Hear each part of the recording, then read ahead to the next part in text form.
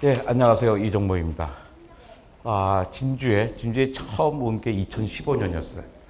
2015년에 저기 계신 고등학교 선생님께서, 중학교였나요? 내가 고등학교 선생님께서 초대해 주셔서 왔죠. 근데 제가 생각했던 진주는 아니다. 그 전에도 초등학교에 불안하게 딱 바꿔볼까요? 배터리 많은데 괜찮아요. 배터리 많았냐? 예, 그렇습니다.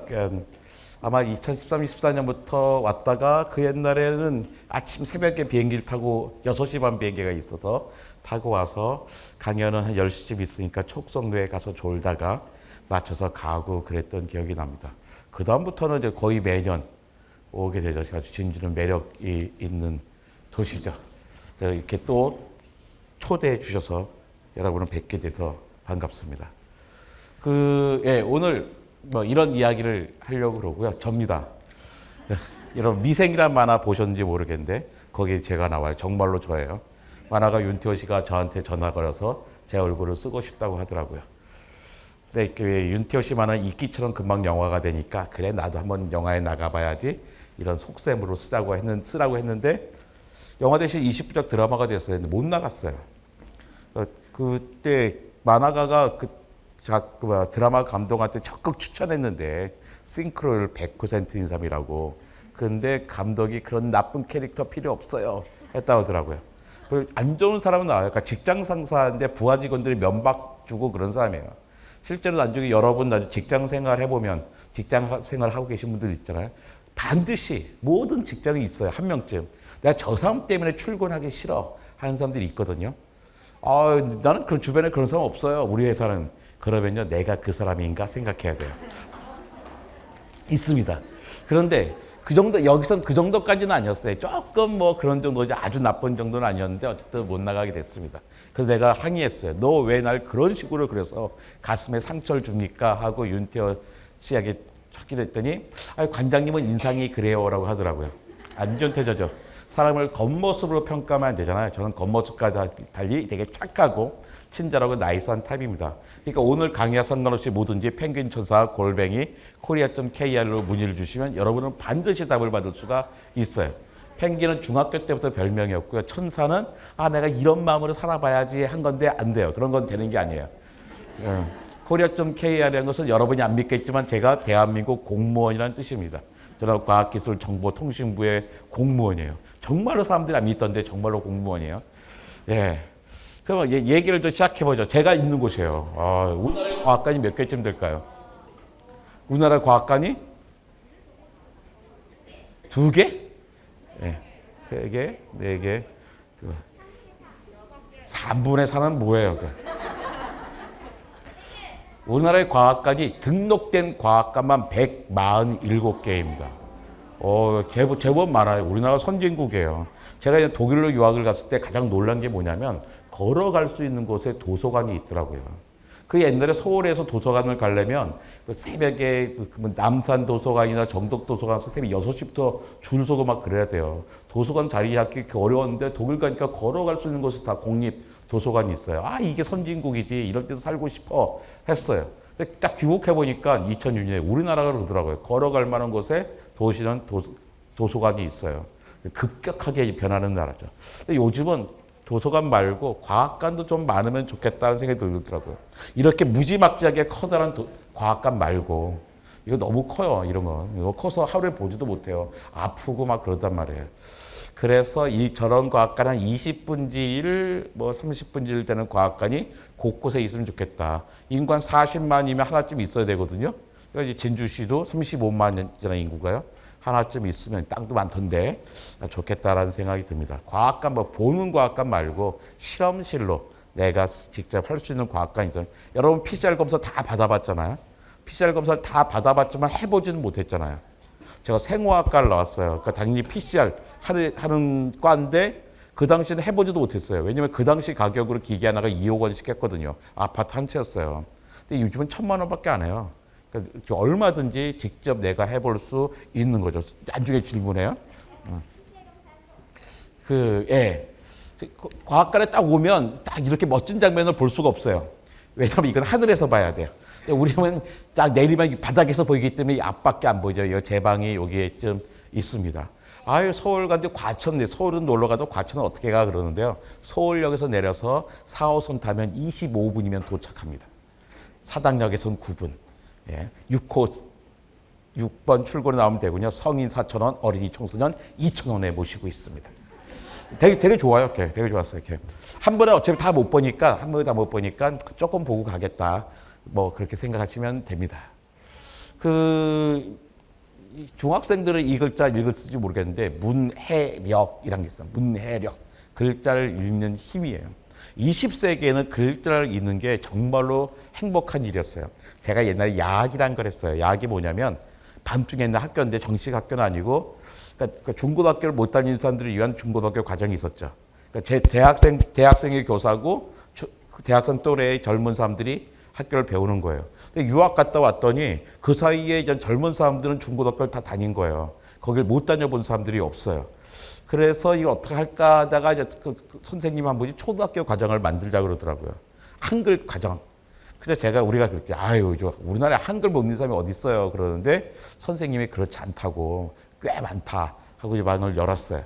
그래가지고 하루에 2시간, 일주일에 5일, 10달 과정을 만들었습니다. 그랬더니 정말 밀물같이 몰려들어요. 입학식을 이렇게 커다란 방에서 꽉 채워서 했습니다. 되게 60대, 70대, 요즘은 60대, 70대가 딱 노인은 아니었는데 2000년 초반은 그때만 해도 60대, 70대를 노인이라고 불렀거든요. 꽉 찼어요. 그리고서 근데 놀랍게도 이분들이 한글요 순식간에 깨우쳐요. 그러니까 노인들이 지혜가 있어가지고 한글 금방 배우는 거예요. 근데 산수가 안 돼요. 2,500 더하기 4,500 얼마예요? 뭐 계산해야 돼요 그걸? 2,500 예? 큰일 났네. 2,500 더하기 4,500이 7,000 되잖아요. 그런데 이 노인분들이 그게 안 돼요. 근데 어느 날 깨달았어요, 방법을. 2,500 더하기 4,500은 잘 안 되는데 2,500원 더하기 4,500원은 7,000으로 탁 튀어나오는 거예요. 아, 수학은 원만 붙이면 되는구나 했죠. 근데 이분이 졸업식 할 때 보면 울고불고 난리가 납니다. 그러니까 이분들이 나 그동안 한글 못 읽었다 읽을 수 있다는 것은 너무나 기뻐서 우는 줄 알았어요.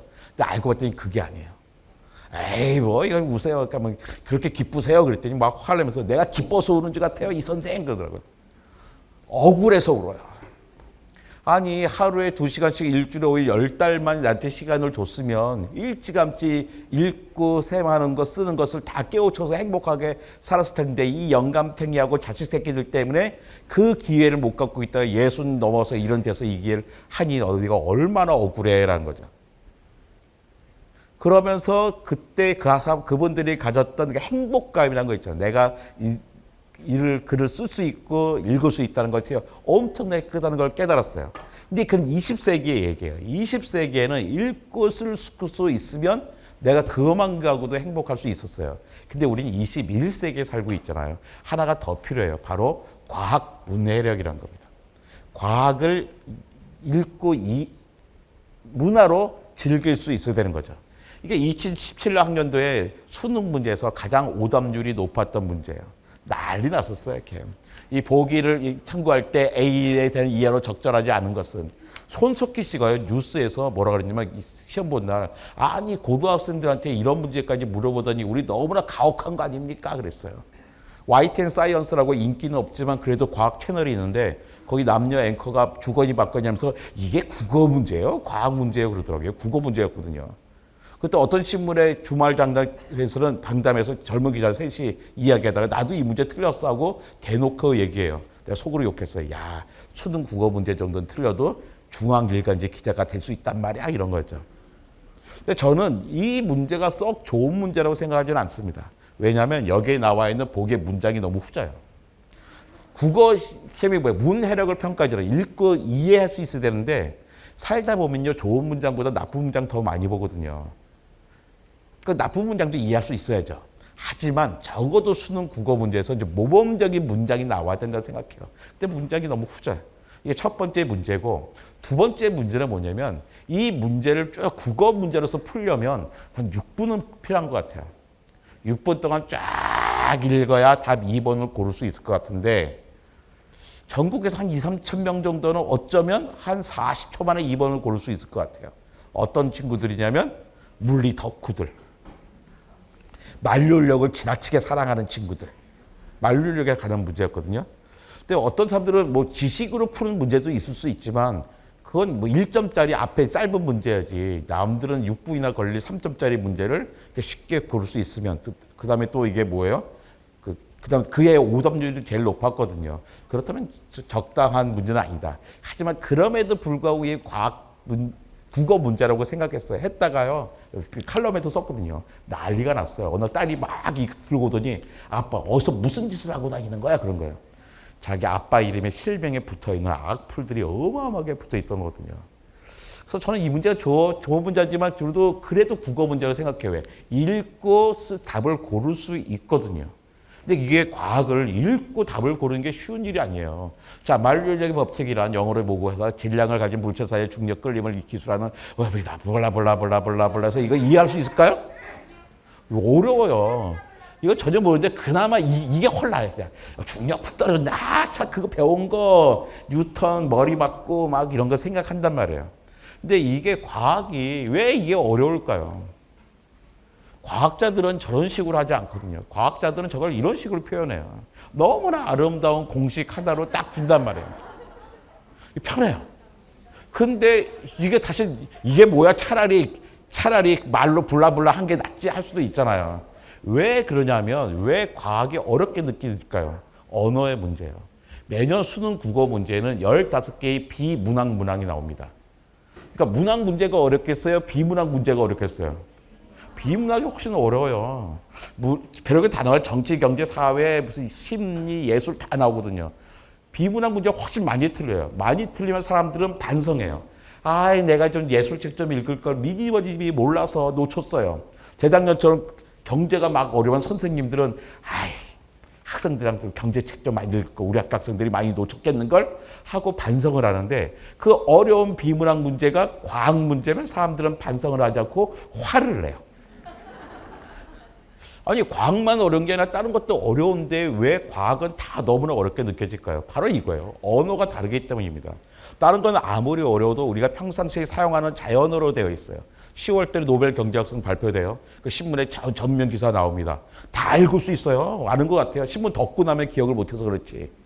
그런데 과학은 우리가 평상시에 사용하는 자연어가 되는 게 아니라 딴 건 아무리 어려도 우리가 사용하는 자연어로 되는데 과학은 자연어가 아니라 이런 수학으로 되어 있으니까 평상시에 사용하는 언어가 아니잖아요. 그러니까 어렵게 느껴져요. 여러분은 진주를 잘 알아요. 근데 어떤 태국 사람이 와서 태국말로 진주를 막 설명하는 거예요. 그거 못 알아듣잖아요. 그런 것과 비슷한 거예요. 완전히 언어가 다르기 때문입니다.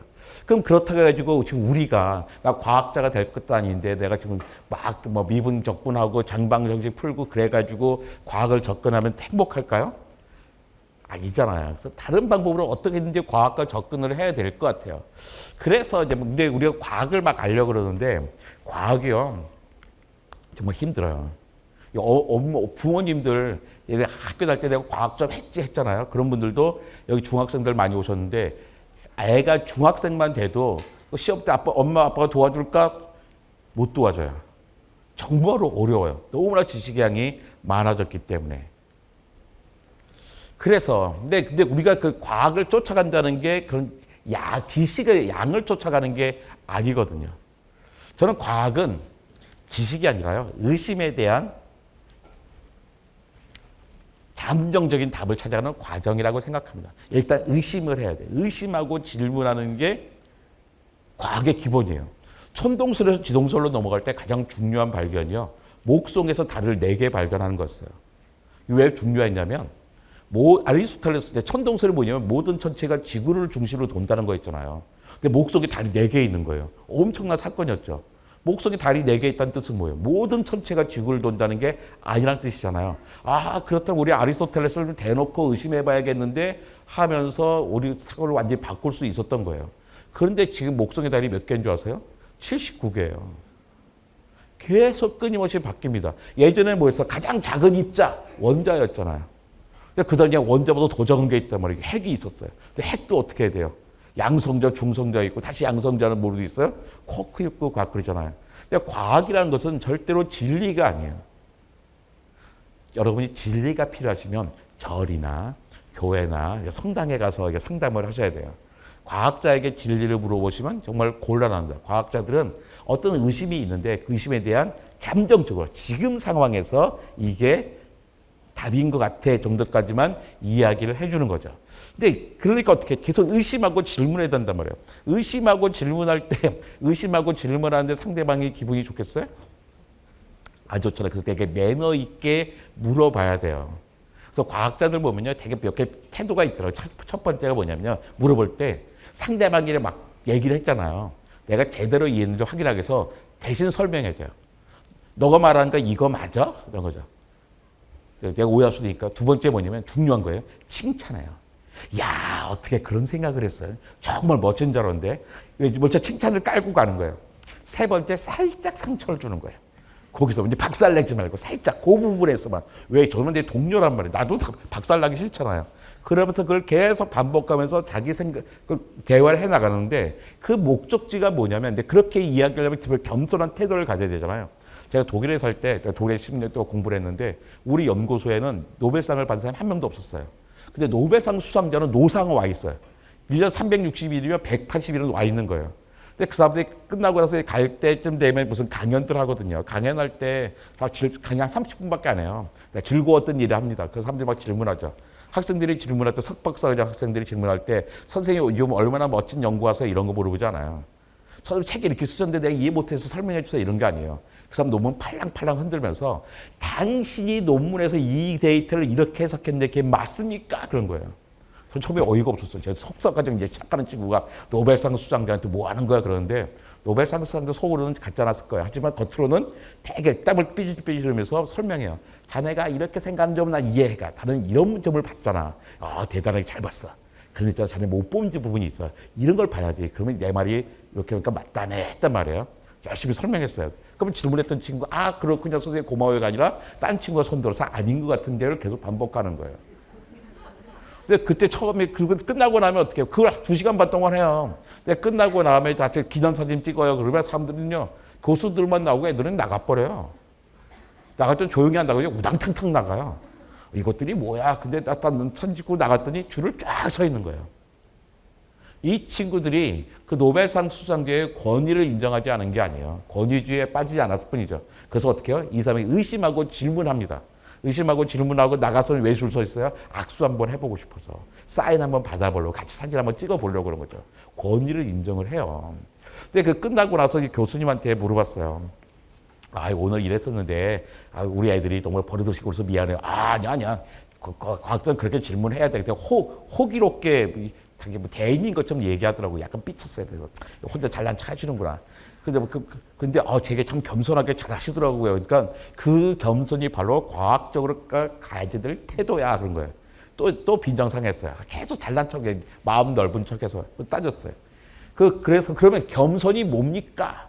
따졌더니 그분이 이렇게 이야기했어요. 겸손이란 자신의 지식과 본능의 한계를 인정하고 모른다고 말하는 것을 거리끼지 않는 것이자 새로운 사실이 밝혀지면 기존에 가졌던 생각을 기꺼이 바꾸는 것이다네. 나 그분이 되게 멋있는 말을 했다고 생각했는데 이 책에서 또 봤어요. 아, 이걸 보니까 이제 과학계에 그냥 겸손이라고 해서 이렇게 정리가 되어 있는 이야기구나 생각했죠. 자신의 지식과 본능의 한계를 인정하는 게 뭐예요? 난 천재가 아니야. 나는 아는 게 아주 부족해. 이걸 인정해 주는 거예요. 사실 과학자들 잘해요. 모른다고 말한 걸 가르치지 않는 거죠. 과학자는 지금 정말 잘하는 거예요. 제일 편해. 모르면 모른다고 할 뻔 끝이에요. 근데 세 번째 있잖아요. 새로운 사실이 밝혀지면 기존에 가졌던 생각을 기꺼이 바꾸는 거예요. 이게 다른 분야하고 좀 많이 차이가 나더라고요. 다른 분야 가서 그러기 쉽지 않거든요. 근데 이 태도를 갖는 게 겸손함을 갖는 거죠. 자신의 지식과 본능의 한계를 인정하고 새로운 사실이 모른다고 말한 걸 걸키자 새로운 사실이 밝혀지면 기꺼이 자기 생각을 바꾸는 거예요. 근데 물론 어떻게 의심하고 질문하는 거란 말이에요. 제가 버스를 타고 가는데 어떤 고운 아주머니가 초등학교 1, 2학년 되는 아이하고 이렇게 왜 이야기하고 있는 거야. 엄마가 책에서 읽었는데 물에다가 두고 있잖아. 너 참 이쁘구나. 난 너랑 놀고 싶어. 우리 친하게 지내자. 예쁜 말 하고 어울리면 이렇게 눈송이처럼 예쁜 결정이 되고 난 너 싫어 꺼져 죽어버려 하고 어울리면 못생긴 결정이 된다는 거예요. 이 어머니가 무슨 책을 읽었을까요? 물은 답을 알고 있다. 70만 권이 팔렸어요. 진주 시민들이 양손에 하나씩 들고 있어야 될 만큼 많이 팔렸어요. 여러분은 저를 초등학생 한때 그 코로나 전에요. 낮에는 돌아다니지도 못했어요. 동네에서. 본의와 한의 안에 들어있던 한반도의 공룡 전박이 대백과 기억나요? 네, 거기 26부작 출연했잖아요. 동네에 보면 공룡 아저씨 나타나요. 제가 16층 사는데 9층 꼬마는 어떤 꼬마냐면 학교에서 3학년 때 내 인생에 가장 즐겁고 자랑스러운 일을 써오세요 할 때 뭐 써갔냐면 내가 공룡 아저씨랑 같은 라인에 살아요 써갔어요. 근데 어느 내가 엘리베이터 문을 딱 닫으려고 그러는데 걔가 쫙 오는 거예요. 오기 어떻게 당연히 문을 딱 기다렸죠. 근데 걔가 막 달려타더니 엄마 탕진에 문을 닫아버려요. 야 임마 너 뭐야 했더니 탁 텀블러를 꺼내는 거예요. 공룡 아저씨 내가 여기다요 엄마 사랑에 100번 이야기했어요. 엄마 몰래 얼른 올라가서 이거를 올려야 돼요. 그럼 눈송이처럼 예쁜 결정이 생길 거예요. 이거 어버이날 선물하려고요. 걔만 그런 게 아니라 고양시 백마초등학교 3학년 애들이 다 엄마 사랑해 엄마 사랑해 엄마 사랑해를 100번씩 한 거예요. 정말 그럴까요? 물에 대고 좋은 말하면 예쁜 결정 생기고 그럴까요? 걔는 어디로 들을까요? 해보면 돼요. 이거 해보세요. 바보시까 스바라이시 개새끼 됐어 하고 한번 올려보세요. 딱 봐도 요게 바보시까 스바라이시 개새끼 됐어 하면 뭐 이런 거 생겨야 되잖아요. 근데 바보시까 스바시바가 뭐냐면요. 러시아 말로 할머니 고맙습니다. 스바시 개새끼 됐어. 일본말 훌륭한 경치입니다. 그러니까 우리 한국말밖에 모르면 이런 거 생기고 글로벌하면 이런 거 생기나요? 그럴 리가 없잖아요. 이런 거 의심해야죠. 근데 왜 이거 사람들이 70만 권이나 팔았을까요? 메시지가 너무 좋기 때문이에요. 메시지가 뭐예요? 고운 마음을 품고 예쁜 말을 쓰는 거잖아요. 맞죠? 우리는 고운 마음을 품고 착한 마음을 품고 고운 말을 써야 되잖아요. 이게 맞아요. 이 책이 주는 메시지가 이건데 그렇다고 해서 저 얘기까지 맞는 거는 절대로 아니죠. 그래서 어떻게 해요? 한 번만 생각해보면 돼요. 의심해야 되거든요. 의심할 때 제일 중요한 게 뭐냐면 숫자예요. 여러분 살충제 달걀 파동 기억하십니까? 2017년, 18년 그랬잖아요. 그때 뭐 난리 났었어요. 살충제 달걀 파동 뭐였어요? 이렇게 숫자도 있잖아요. 이렇게 엄마들이 막 숫자 막 외고 그래서 달걀에 찍혀 있는 숫자. 어떤 달걀 먹으면 안 되건 그 동네는 살충제 들어있을 때 했단 말이에요. 그때 이 살충제 달걀 파동 왜 넣냐면 피프론이라는 물질인데요. 피프라는 물질을 이 양계장에 살충제로 쓴 거예요. 근데 피프로닐은 여기까지 오면 잘 안 되는 거냐. 간 갑선 신장에 보통 독성을 주는 물질이에요. 설마 극독 맹독인데 뿌리지는 않았겠죠. 근데 이 당시에요. 제일 좋은 신문 기사가 뭐였냐면 이거였어요. 피프로닐은 대량으로 섭취했을 때 보통 독성이다. 지금 어디서 가? 피프로닐은 독이야. 독을 갖다 달걀에 써서 먹으면 안 되겠네가 아니라 대량으로 썼을 때라는 거예요. 근데 이거 다 아쉬워요. 대량이 얼만큼인데. 과학자들은 그때 뭐냐면 유럽 기준치가 킬로그램당 0.2mg인데 우리나라 달걀은 킬로그램당 0.0363에서 80%가 초과했어요. 근데 달걀이 킬로그램씩 하지는 않잖아요. 달걀이 작으면 50g, 크면 60g이에요. 60g짜리면 여러분 계산하면 0.002mg 들어있는 거죠. 그럼 얼만큼 먹어도 될까? 과학자들은 숫자로 계산했어요. 두 가지 기준이 있어요. ADI와 ARPT. ADI는 뭐냐면 평생 일일 섭취 허용량이에요. 평생 이만큼 먹어도 돼. ARFT는 하루에 이만큼 먹으면 독성이 생겨요. 그러면 체중 킬로그램 0.0002mg. 저같이 60kg 사람이면 0.012mg이에요. 꿈이에요. 자, 그럼 몇 개 먹어도 될까? 간단하죠. 어떻게 하면 돼요? 0.012를 0.002로 나누면 되는 거잖아요. 계산해보면 5.5개 했어요.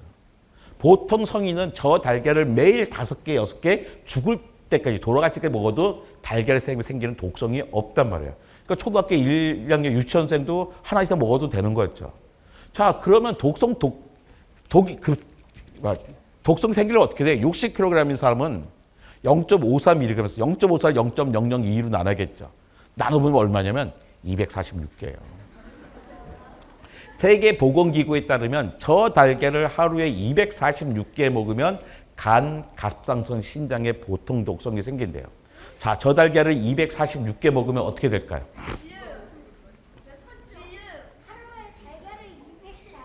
해부학적인 문제가 생겨서 죽겠죠. 저는 이 달걀이 괜찮다는 게 아니에요. 저 달걀은 기준치를 80%는 넘어섰잖아요. 그러니까 정부는 시민들에게 알려주고 조치를 취하면 되는 거예요. 그러면 되는 거지 온 국민이 패닉에 빠져서 달걀을 안 먹든지 한 판에 몇만 원 되는 달걀을 먹든지 영양사 선생님들은 달걀 없는 메뉴를 짜느라고 골머리를 앓고 제자들은 빵집이 망하고 수십 개의 양계장이 파산을 해서 그 양계장을 살려내기 위해서 어마어마한 세금을 쓸 필요는 없었다는 거죠. 저 두 줄만 계산해 보면. 근데 그 많은 기자들은 왜 저걸 안 했었을까요? 자, 해봅시다. 전자레인지, 전자파, 이거 어떨까? 제가 석사를 했던 대학에 딱 갔어요. 친구가 교수를 만나러. 근데 거기 이제 박사과정 여학생이 딱 오더니, 선배님 오랜만에 오셨는데 달달한 커피 한잔 하시죠? 그래요. 저는 그러니까 당뇨 때문에 달달한 커피 안 마셔요. 근데 놀랍게도 오늘 밖에서 선물 3개 골랐잖아요. 제 뭐 고른 줄 알아요? 잼, 초콜릿, 그 다음에 꿀. 네. 내가 그걸 왜 골랐는지 뭐 그걸 다 먹지도 못할걸. 근데 그랬으니까 그래도 하도 이쁘게 해서 한잔 하자 그랬어요. 근데 그 딱 먹었잖아. 딴 데 가는 거 어디 가냐? 그러니까 이거 데우러요. 전자레인지에 데워 그랬죠. 실험실 다 전자레인지 하거든요. 그 친구가 뭐라냐면 아유 선배님 전자레인지에서 전자파가 나와가지고 발암물질이 생기고 막 그런 거예요. 내가 깜짝 놀라서 생화학과 박사과정이 그 친구 이미 과학자인데요. 월급도 받고 어떻게 전자파라는 말이 나올 수가 있어요. 전자파 그러면 어떻게 해요? 전자가 총알처럼 튀어나온 것 같잖아요. 전자파일 때 전자가 삼성전자, LG전자의 그 전자가 아니에요. 자가 아들 자자가 아니라 자석할 때 자자예요. 전기장과 자기장 합쳐진 거거든요. 엄청나게 많아요. 전자기파라고 하잖아요. 전자기파. 우리가 아는 건 다 이런 전기기 다 전자파, 전자기파, 전자파 쓰면 안 돼요. 놀랍게도 내가 과학기술정보통신 공무원인데요. 그 과기부 문서에 맨날 전자파라고 나와요. 심지어 물리학자들이 모여서 전자파 학회도 만들었어요. 자, 감마선 쬐면 될 거야, 안 될까요? 안 돼요. 영화 보니까 헐크 되더라고요. 자, X선. 여학생들도 여성들의 X선 쬐 때마다 반드시 들어야 될 질문이 있습니다. 뭐죠? 임신 가능성이 있냐고 물어봐야 돼요. 중학생한테도 물어봐야 돼요. 멋쩍어서 안 물어보는 거예요. 저도 그 질문 받은 적 있어요. 지금부터 18kg 더 쪘을 때 지방이 1kg 이만큼이 18개 있었어요. 그 다음에 자외선 여름에 선크림 바르잖아요. 왜 발라요? 자외선 세니까 막으려고. 눈에 보이는 건 다 가시광선이에요. 무지개 이런 거 다 가시광선이죠. 여행하고 있는데 무지개 떡 떴어요. 어머니들 아이들한테 뭐라 그래? 얘들아 무지개 떴어. 위험해 숨어. 이런 말 하나요? 그 다음에 적외선이 있네요. 야 너네 예능 프로 재밌지? 야 엄마가 뉴스 좀 봐야겠어. 채널을 바꿔야겠거든. 이 리모컨에서는 적외선이라고 하면 무시무시한 전자기파가 나오니까 너 잠깐 방에 들어갔다 와. 이런 말 안 하잖아. 근데 전자레인지에 쓰는 마이크로파가 어떻게 발암물질을 만들겠어요. 그런데 왜 널리 퍼졌잖아요. 왜 그랬을까? 심지어 그 과학자도 그랬단 말이에요. 왜 그러냐면 너무나 좋은 사람이 얘기해요. 세상에 빛과 소금으로 살아가는 사람들, 환경운동가, 먹거리운동가, 그 사람들은 어떻게 해요? 자기 이익을 사는 게 아니라 세상의 이익을 위해 살잖아요. 너무나 좋은 사람이 얘기하니까 그 말을 믿고 싶은 거예요. 아무리 아까 물처럼 아무리 메시지가 좋아도 또는 메신저가 좋아도 우리 뭐 해야 돼요? 의심해야 된단 말이에요. 그게 과학의 시작이에요. 자, 콜라겐. 제가 또 딸 화장실 가니까 콜라겐 화장품이 잔뜩 있는 거예요. 그래서 내가 보세요. 야, 콜라겐 왜 발라? 그러니까, 애들이 그런 거예요. 엄마, 나도, 아빠, 나도 30이 넘었더니 피부가 이제 안 그래서 이거 콜라겐을 발라야겠어요. 그런 거예요. 내가 깜짝 놀랐어요. 콜라겐이 흡수가 되겠냐? 그냥. 이거 실제로 노안 피부, 동안 피부 막 콜라겐 부족하다 그러거든요. 사실이에요. 나이가 들수록요 콜라겐이 점점 부족해집니다. 여기서 이 빨간 거 있죠, 이렇게 기다란 거 이게 콜라겐이에요. 이게 보통 세포들이고. 잠시만, 여러분 저거잖아요. 손 왜 씻어요? 코로나 때 손 씻었죠. 손 열심히 씻잖아요. 손 왜 씻죠? 왜 손을 씻냐면 손으로 우리는 얼굴을 만지기 때문이에요. 근데 얼굴에 뭐가 있냐면 눈, 코, 입 이런 데 있죠. 여기 이런 데 점막으로 손에 묻어있는 바이러스가 들어갈까 봐 손을 닦는 거예요. 그러면 우리는 가다가 팔뚝 같은 거 안 닦죠. 왜 그랬어요? 여기는 죽어도 안 들어가요. 박테리아도 안 들어가고 바이러스도 안 들어가요. 왜? 꽉 막혀 있거든. 그러니까 여기는 그런 거 못 들어간 거예요. 그러면 뭐 온몸을 계속 씻고 있어야겠게요. 예. 근데 여기에 바이러스도 못 들어가고 박테리아도 못 들어가는데 크기를 비교하면 어떻게 되냐면 이게 사람 세포예요. 보통 사람 세포인데 박테리아니 뭐 바이러스 훨씬 작잖아요. 10배 단위인데 이 사람 세포 이거 생각하자면 이게 콜라겐이에요. 아니 박테리아나 바이러스는 사람 세포보다 훨씬 작아요. 훨씬 작은 건데 이 사람 세포보다 콜라겐은 어마어마하게 커. 이게 뭐예요? 여기는 콜라겐이 너무 크니까 이걸 통과해 들어올 수 있겠어요? 없겠어요? 없어요. 콜라겐이 들어올 정도면 박테리아와 바이러스는 그냥 무상 출퇴근을 할 수 있겠죠. 우리 손 닦는 게 의미가 없어진단 말이에요. 근데 콜라겐 크림을 바르면 효과가 있을까요? 없을까요? 없죠. 정확히 들어오지 못합니다. 콜라겐은 어마어마하게 커다란 단백질이거든요. 이게 들어온다면 박테리아와 바이러스는 어떻게 되겠어? 들어오지 못해요. 이렇게 들어오지 못한다는 얘기를 막 하니까 전략을 바꿨어, 이분들이. 먹는 콜라겐으로 바꿨어요. 그런데 우리 몸에서 가장 많은 단백질이요, 콜라겐이에요. 이 얘기 뭐야? 우리 몸에서 콜라겐을 무지막지하게 만들고 있다는 거죠. 무지막지하게 만들고 있는 걸 굳이 따로 먹어야 될까요? 아니요. 아니죠. 네, 차라리 이걸 비싸게 설명할 바는 뭐 세 병 그러니까 맥주 세 병에 12중 그러지 말고요. 그냥 돼지 껍데기 시컷 드세요. 맛이 돼지 껍데기에 맛이라도 있죠. 예. 자 봅시다. 지구에서 동물이 사라지고 있어요. 여러분 그렇게 느끼십니까? 저 당연한 거 아닌가요? 그러고 하셨어요. 사람들이 그랬었죠. 얘기하지 마, 누나들. 자, 공룡의 멸종 봅시다. 공룡이 왜 멸종합니까? 예. 여러 가지 설은 옛날 얘기예요. 제가 학교 다닐 때, 너 뭐 40살이야? 제가 학교 다닐 때는 공룡 멸종에 관한 이론이 100가지도 넘었어요. 그때 뭐냐면 쓸만한 이론이 하나도 없었던 거예요. 반말해서 미안해요. 근데 지금은 이론이 딱 한 가지죠. 뭐예요? 6,600년 전에 지름 10km짜리 운석이 지구에 꽝 부딪혔어요. 지름 10km가 뭐 대단할까 그런데 아침에 비행기 타고 왔거든요. 비행기 타고 오는데 보잉 737이 몇 미터를 또 왔으면 6,500m를 또 왔어요. 날씨 안 좋으면 6,000m, 5,500m 여기 하이에어 오잖아. 하이에어는 4,500m로 와요. 그러니까 그 10km면 10,000m예요. 에베레스트보다 높아요. 그게 진주 앞바다에 딱 닿는 순간 우리가 그 앞을 지나가고 있던 한 가운데를 지나가고 있는 거예요. 우리가 제주도 갔어요. 제주도 가서 우리가 바닷가에서 한라산을 봤더니 그 뒤로 운석이 떨어져요. 한라산 높이 5배 되는 게 떨어지는 거예요. 꽉 부딪히면서 열폭풍 나고 쓰나미 나고 그 지진 나고 지진 때문에 화산 터지고 난리 난 거죠.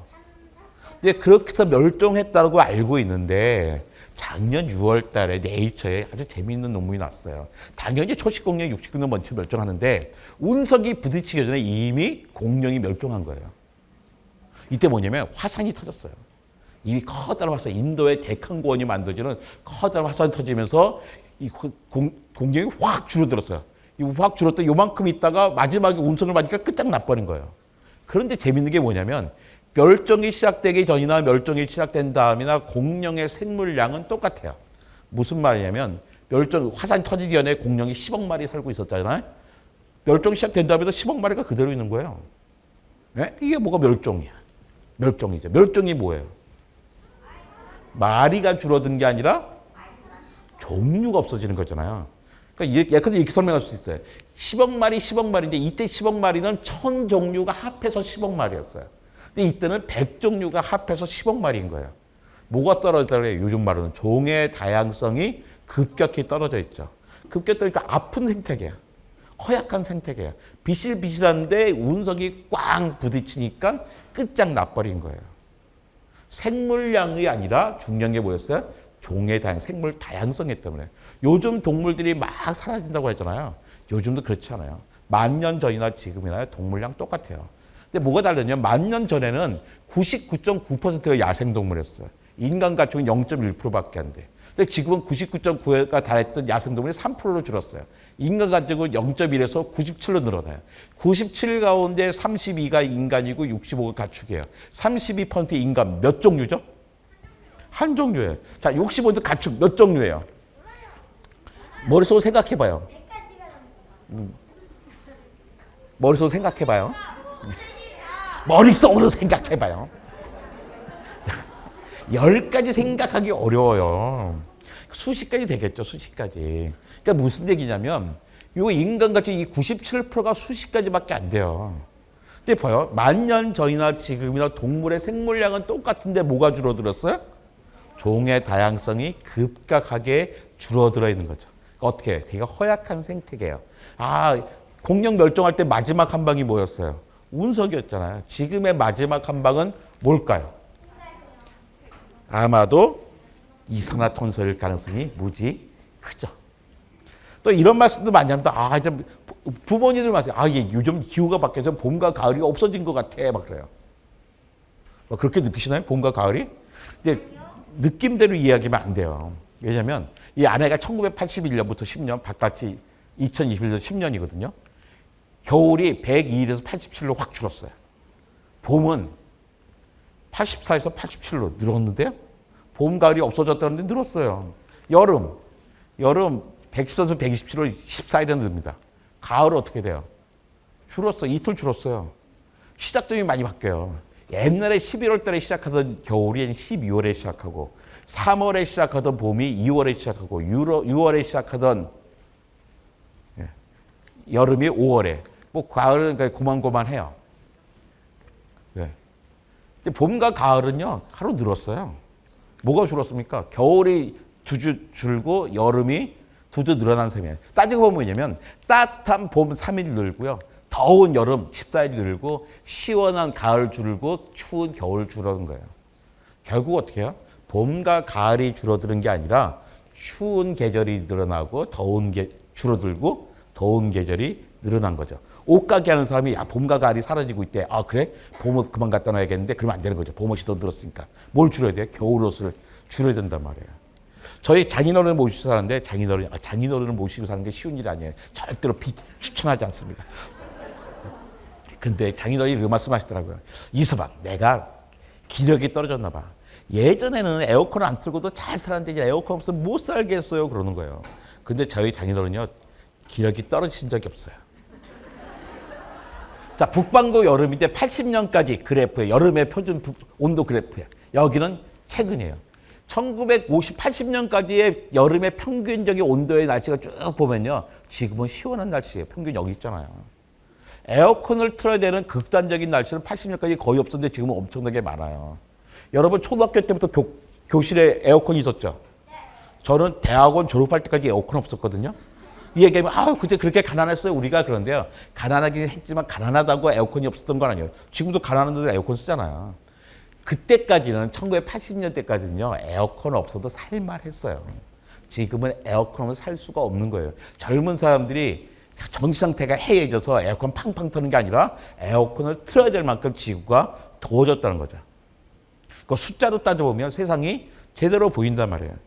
전 세계가 1880년부터 기후 측정을 시작합니다. 제가 2019년에 라디오에 나가서 아주 불편한 질문을 받았어요.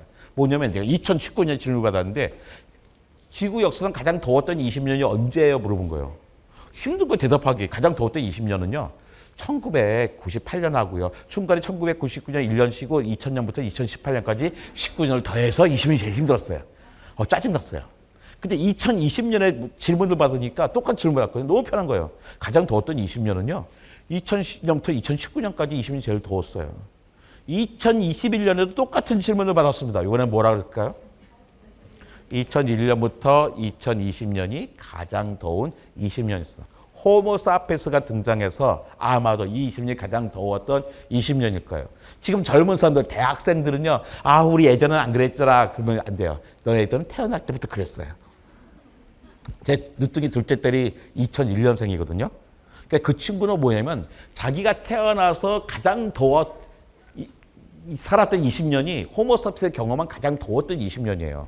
올해 초등학교 1학년이 몇 년생일까요? 2015년. 맞아요. 1학년이에요? 아, 몇 학년이에요? 4학년. 예. 그러면 2011년? 아, 그 계산이 안 됐어요. 아까 그 6,500 해서 맞춰주려고 그런 거야. 자, 올해 초등학교 1학년은 어떤 애들이냐면, 2015년, 16년, 17년, 18년, 19년, 20년, 21년. 호모 사피엔스가 등장한 이후로 가장 더웠던 7년을 살다가 초등학교에 갔어요. 그 중에 3년은 마스크 쓰고 살았어요. 우리 동네에서 아파트 단지나 동생 있으면 오늘 밤에 꼭 껴안아주세요. 호모 사피엔스 중에 너네가 가장 불행한 세대였구나. 꼭 껴안아주면서 위로해 주시기 바랍니다. 정말로 힘든 세대예요.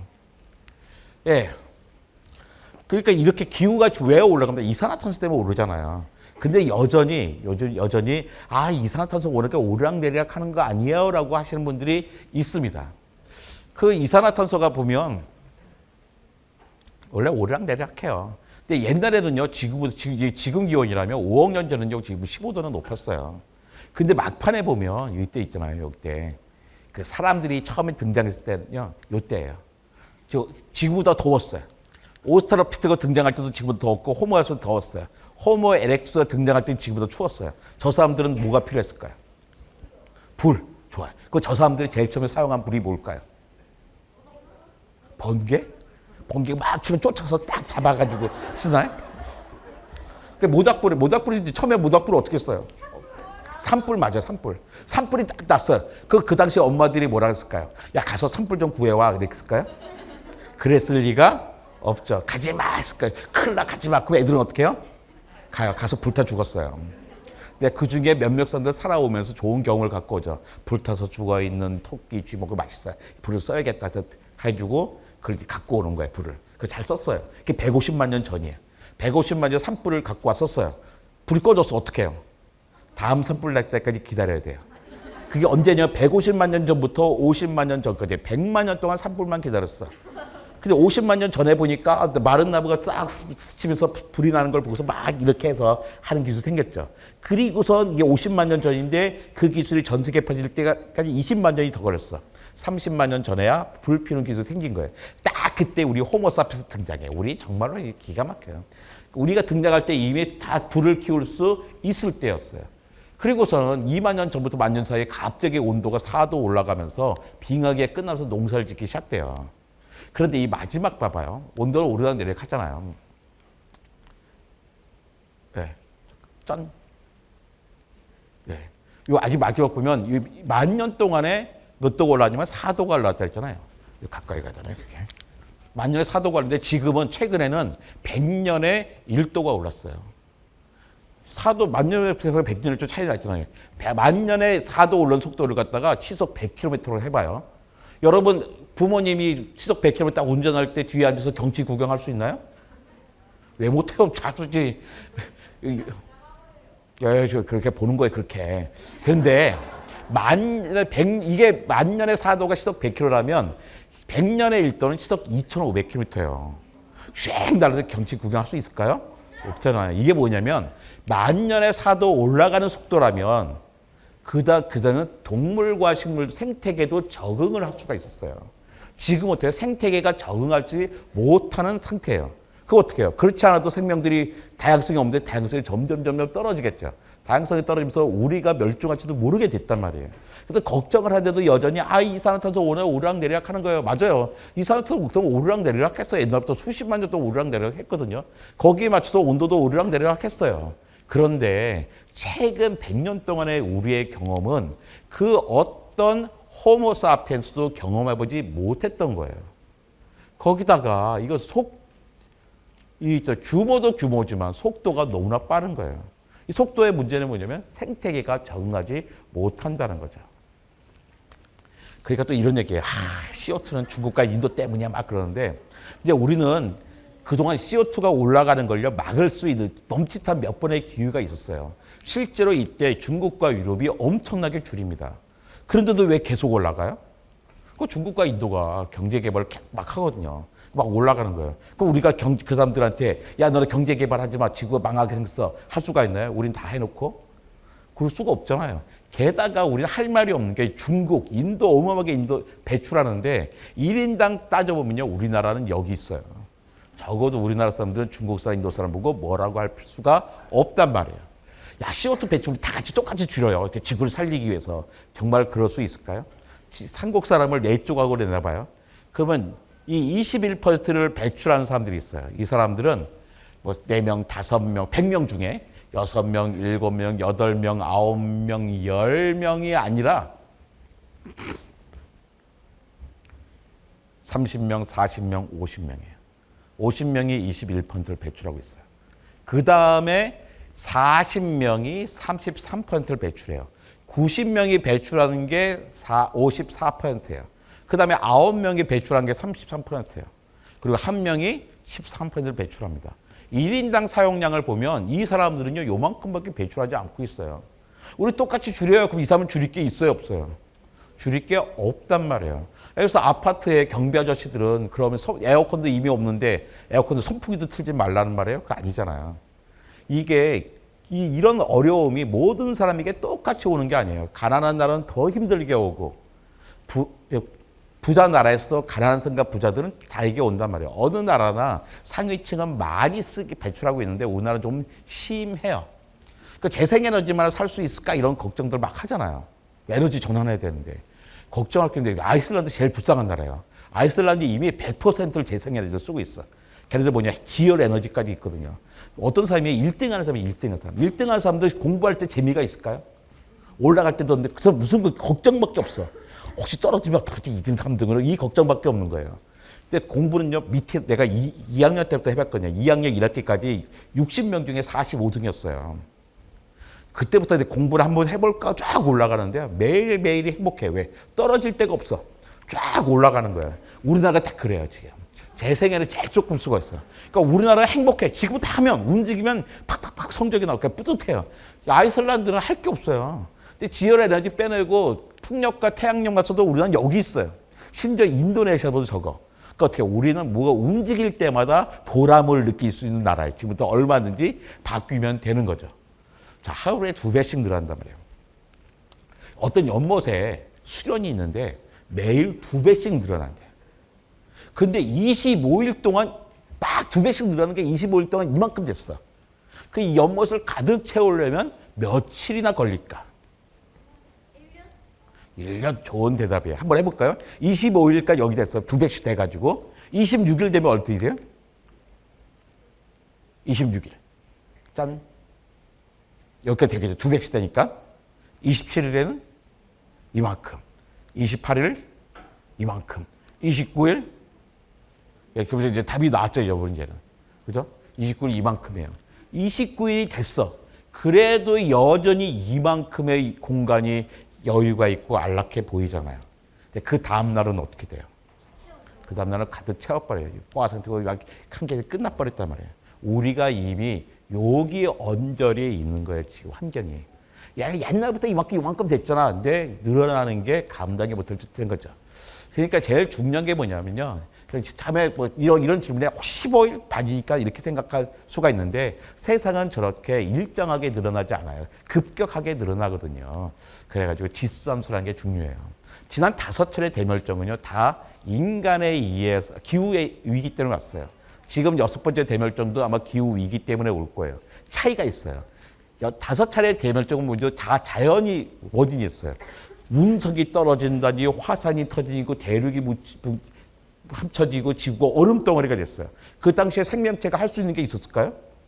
속수무책이에요. 아니 화산 터진 걸 내가 막을 수도 없고 대륙이 합쳐진 걸 밀 수도 없잖아요. 근데 지금 6번째 대멸종 우리가 겪고 있는 거의 원인이 뭐죠? 누구예요? 맞아요. 사람이에요. 사람. 이게 우리한테 희망이에요. 왜? 우리만 변하면 되기 때문이거든요. 그래서 많은 분들이 기후위기는 없어 얘기했는데 그건 거짓말이에요. 기후위기는 분명히 있죠. 또 어떤 사람님은 우리 기후위기 때문에 망했어 그런데 망하지 않았습니다. 충분히 우리가 해낼 수 있어요. 가만히 있으면 해결되는 게 아니라 지금부터 열심히 하면 해결할 수 있는 거죠. 감사합니다. 안운용. 과학 공부가 4시간 전에 하셨네요? 4시간 전에? 네. 네. 아, 뭘 드린다고요? 아, 네. 중학교 3학년인데 다른 과목들에 비해서 과학은 좀 어렵고 공부해도 점수가 잘 안 오르는 것 같아서 질문을 했어요. 아, 과학이 어려워요. 네, 과학만 어려운 게 아니라 다른 것도 어려워요. 네, 과학만 어려운 게 다른 것도 어려운데 과학과 친하게 되려면 어떻게 해야 될까요? 네, 철수랑 친해지고 싶어요. 어떻게 해야 될까요? 철수하고 자꾸 원점을 해야 돼요. 과학도 마찬가지인 것 같아요. 과학과 같이 많이 잘 접해야 되는데 저는 왜 누구랑 같이 와서 잘 모르겠지만 저 운이 좋았던 것 같아요. 저는 어떤 운이 좋았냐면 항상 선생님들이 너무 좋았어요. 그러니까 그 선생님과 친해지고 싶었어요. 그러니까 자연스럽게 과학과 되게 친하게 됐던 것 같아요. 특히 제 학교에서는 생물 선생님이 정말 훌륭한 선생님이었고 종로학원 다닐 때는 물리 선생님, 화학 선생님이 훌륭한 분이어서 그때 배움으로 이제 많이 버텼거든요. 그런데 친하게 되려니까 많이 접하게 되는데 저희 때는 읽을 수 있는 책이 없었어요. 어떤 중학교 때 어떤 과학책 읽었어요? 안 읽었어요. 한 번도 안 읽었어요. 심지어 대학을 졸업할 때까지 교양과학서 한 번도 읽어본 적이 없어요. 언제 읽으면 유학 갔더니 독일 유학 갔더니 너무나 많은 과학책들이 꽂혀 있게 돼 그때부터 과학책을 보면서 과학에 관심을 가졌었거든요. 다양한 분야에. 그러니까 저는 학교에서는 이제 과학 수업 얘기하는 겁니다. 과학 수업은 학교 선생님 때문에 잘 했던 것 같고 이제 그 다음에 확장된 거는 생겼던 것 같아요. 근데 언젠가는 기회가 생길 것 같아요. 어떻게 하면 친하게 될까요? 잘 모르겠어요. 어려워요. 친하게 될 리가 없어요. 수학이나 영어나 이런 거 친한가요? 처음에는 약간 좀 암기할 필요가 있어서 잘 모르겠어요. 우리 암기 정말 중요해요. 자, 여러분 구구단 이해했어요? 암기했어요? 암기했어요. 3, 4문구 내는 거지 막 이해하는 거 아니잖아요. 뭐에 유하는 걸 이해할 게 뭐가 있어요? 일단 암기하는 거잖아요. 과학도 일단 머릿속에 좀 넣어둘 게 필요해요. 쭉 있으면 고등학교 재수할 때 과학을 배울 때 주기율표를 무조건 외라고 그러더라고요. 이걸 왜 하다가 주기표를 쫙 외우고 나니까 그 다음부터 딱 그려지는 여러 가지 일들이 있었거든요. 그러니까 뭔가의 지식 정보들은 가지면서 좀 해야 될 것 같아서 노력을 좀 해야 됩니다. 암기도 하고 처음에 지겨운 일을 좀 하실 필요가 있어요. 우리 딴 것들은 우리 그 언어에 익숙한데 과학은 과학의 언어에 익숙하지 않아서 크거든요.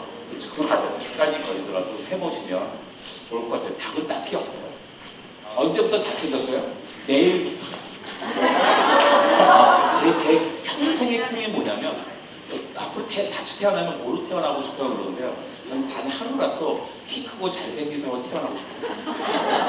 내가 한 번도 못 해보고 있어요. 시유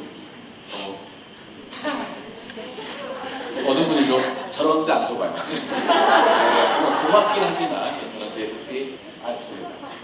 네, 그러니까 과학의 발달로 느끼는 불안감은 없는가요? 질문하신 분 계신가요? 마은경님? 네, 마은경님. 손 들어주시면. 네, 그렇게 과학의 발달로 느끼는 불안감이 아니라 예전에 있을지 모르지만 지금 많은 문제들이 있잖아요. 이 문제를 저는 과학으로 풀어야 된다고 생각해요. 그러니까 과학이 더 빨리 발전해야겠다고 생각을 하고 있습니다. 그렇지 않으면 우리가 너무나 몰려 있어요. 그래서 과학이 발전해서 더 이런 어려움이 생기지 않아요. 그게 아니라 이 어려움들을 과학으로 풀어나가는 생각에서 좀 더 많은 사람들이 과학을 열심히 해야 된다고 생각합니다. 그 지구를 다 같이 지키자 해서 선진국이 하지 않으면 지구온난화는 계속 하나요? 근데 놀랍게도 선진국은 제일 열심히 하고 있어요. 이번에 우리를 되게 괴롭하게 하는 법이 있잖아요. 미국의 인플레이션 감축법, 네, IRA인가 그 법이 있잖아요. 그 법이 얼마나 중요하냐면 그 법 하나로 미국은 자기네 이산화탄소 배출량 감축 예측을 2배로 늘릴 수가 있었어요. 실제로는 선진국이 제일 열심히 하고 있습니다. 그러니까 우리도 선진국이잖아요. 우리도 그들처럼 엄청나게 열심히 해야 되는데 아직은 우리가 못하고 있는 거예요. 딴 건 다 선진국인데 이 부분에서 우리가 뒤쳐져 있습니다. 어려운 과학에 쉽게 접근할 수 있는 방법, 김수현님. 이제 사람을 많이 만나야 되는데 과학자랑 친해지면 정말 좋아요. 과학 선생님과 친해지고 과학자랑 친해지고 과학과 겹할 수 있는 게 많으면 좋겠고요. 그래서 과학까지 필요한 거예요. 과학관이 필요하고 여기도들이 과학자들 많이 불러서 강연도 듣고 그 앞에 있는 저기 경상대 물리학자 이강현 교수님 와 있는데 많이 계시거든요. 자주 이렇게 큰 강연 말고 20명, 30명 되는 강연으로 자주 만날 수 있으면 좋겠다 생각이 듭니다. 진주를 보니까 돈이 많은 도시겠더라고요. 업체들 좋아하고 지방세가 어마어마하겠더라고요. 이것도 시설도 되게 좋아요. LH공사, 남동 정말 잘 발전을 해주고 야 여기는 정말 또 어마어마하겠는데 인구 35만밖에 안 되는데 그걸 좀 잘 활용하셔서 그 과학관을 이들 보고 과학관을 지원해라고 하세요. 선거 국회의원 뭐 지방권 나왔을 때 과학관 지원해라고 하시고 그 사람들이 이제 어떻게 해내겠죠. 충분히 여기는 할 수 있는 곳입니다. 이거 다 하고 갈게. 몇 가지 과학 지식이 갖고 있을까요? 이거는 우연도 2배, 우연도. 네, 몇 가지라고 얘기 드릴까요? 100가지 할까? 100가지? 네. 예전은 많지 않았는데 점점 많이 들어가는 것 같아요. 그래서 학교 다닐 때는 전업 중 아까 얘기한 대학원을 졸업할 때까지 다 한 권에 그것도 읽어본 적 없었어요. 저희 아이는 과학에 아예 무관심해요. 과학에 눈을 뜨시게 되게 굉장히 소망합니다. 어떻게 과학자 되셨는지 아이가 궁금하다고 하면 이거요. 내 친구들은 너 왜 과학자가 됐냐? 몇 가지 통로가 있어요. 별이니 별, 공룡, SF 이런 걸 투석하게 되는데 저는 과학을 하게 된 이유가 오해를 했어요. 오해. 제가 학교 다닐 때 제가 공부를 못했던 이유가 뭐냐면 친구들 때문이었어요. 친구들의 이렇게 밀진 이런 친구들이 있잖아요. 친구들과 함께 하다 보니까 나도 그게 공부를 못하겠더라고요. 그래서 나도 좀 공부를 해야겠는데 쟤네랑 헤어져야겠어. 근데 그 밀진 걔네들이 다 문과가 안 돼요. 내가 기습적으로 이과를 했어요. 근데 몇몇 쫓아가서 힘들었는데 그 대학을 갈 때 나는 재수했거든요. 재수할 때 친구들이 대학 간 친구들 맨날 대학하고 그러는 거예요. 근데 왜 그러나 했더니 공부 안 하고 근데 우리나라 모든 문제는 농촌에서 시작하는 것 같더라고요. 그래서 우리 농촌을 잘 살게 하기 위해서 농대를 가고 싶었어요. 근데 우리 기독교 집안이거든요. 할머니가 너는 예수님이 세운 학교를 가야 돼요. 연대를 가라는 거예요. 그런데 여러분 나중에 연대라는 연세대학교랑 예수님은 아무 상관도 없어요. 그러니까 거기 가게 됐는데 그 재수한테 선생님한테 가가지고 성적은 잘 나왔어요. 근데 저 연세대학교 가야 돼 어떡하죠? 근데 농대 가고 싶어요. 그러니까 찾아보는데 연대 농대가 없어요. 그래서 선생님이 찾은 게 바로 생화학과예요. 그게 오해했어. 생화학과가 살아있는 꽃이라고 생각합니다. 플라워라고 생각해요. 근데 그 말도 안 되지만 그때까지 아시아의 생화학과는 이거 하나밖에 없었는데 다 몰랐던 거예요. 그 대학 가서 보니까 한 달 있다가 과트를 맞췄는데 이거 케미스트리 써서 깜짝 놀랐어요. 친구한테 물어봤죠.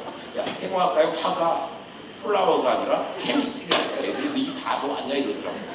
그래서 주로 이제 딴 거 했어요. 2학년 때는 주로 경제학과에 있었고 3학년 때는 철학과에 있었고 4학년 때는 심학과에 있었거든요.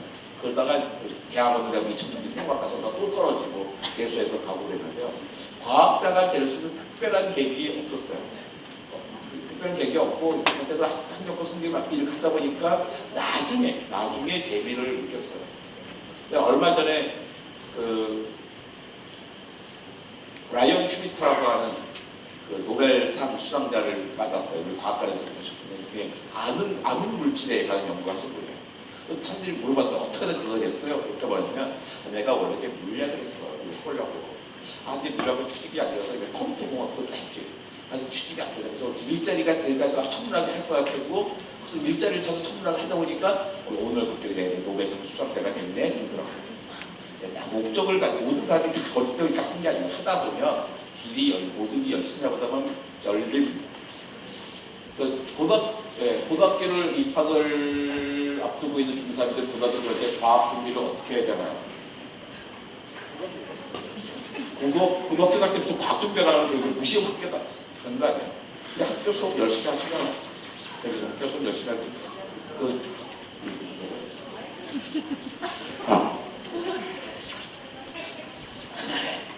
껌을 삼켰는데 몸속에 껌이 자라나요? 내가 밥을 먹었는데 몸속에 벼가 막 자라는 게 나오나요? 내가 양고기를 먹으면 조금 양이 자라서 나오나요? 그런 게 없잖아요. 몇 가지 과학 지식이 아까 했던 것 같아요. 적외선 피부를 통과하나요? 적외선이 피부를 통과할까 통과하지 못해요. 적외선이 열선이잖아요. 이걸 따뜻하게 해줍니다. 따뜻하게 해주고 요게 뭐 몇 개의 세포층까지는 들어가겠죠. 뭐 그 정도일 겁니다. 예비 고일에게 과학도서 추천해 주세요. 아 이거 정말 좋은데요. 여러분 있잖아요. 과학도서. 나 과학 책 좀 읽어야겠어. 처음 뭐 잠자면요. 코스모스. 그다음 또 뭐 있어요? 이기적인 주전자. 정말 바보 같은 선택이에요. 평생 안 읽다가 왜 갑자기 그런 책을 읽어요? 저는 이렇게 왜 과학책 안 읽다가 과학책 읽는 분은요.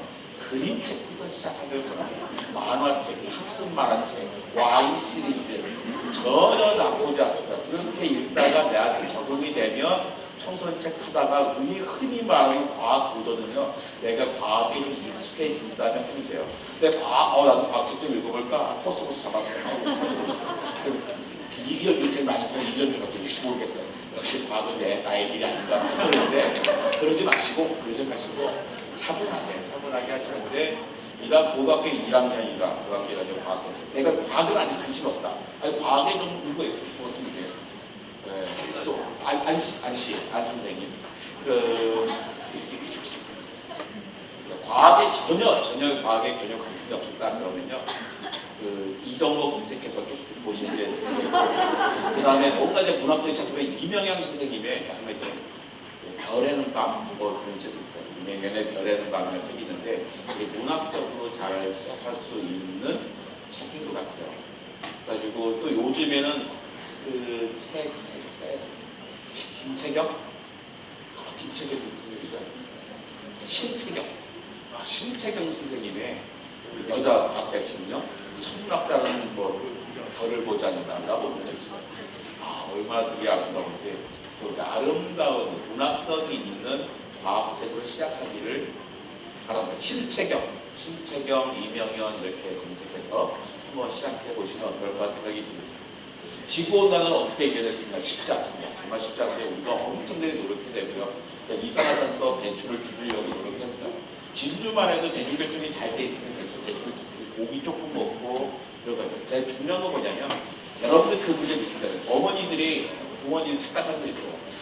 우리 아이들에게 정말로 좋은 집을 남겨줘야 되는데 미안해요 그러는데요. 아이들한테 미안할 게 아니에요. 우리 당신 나의 문제. 애들의 문제가 아니라 나의 문제라고 아셔야 되고요. 그다음에 여러분들이 이 문제를 해결하려면 제일 필요한 게 뭐냐면 법이에요. 법. 돈을 써야 돼요. 기술이 있어요. 이 기술을 사용하기 위해서는 법이 있어야 거기에 세금을 쓸 수 있거든요. 근데 법은 누가 만들어요? 국회의원이 만듭니다. 부모님들이 하지 말아야 될 말이 있어요. 야 정치 그거 있잖아 정말 더러운 거야. 너는 정치 같은데 관심이 갖지 말고 발도 담그면 안 돼. 그러면 안 돼요. 좋은 사람들이 법을 정치해야 돼요. 좋은 사람들이 정치하려면 엉뚱한 사람은 정치에서 엉뚱한 짓 하거든요.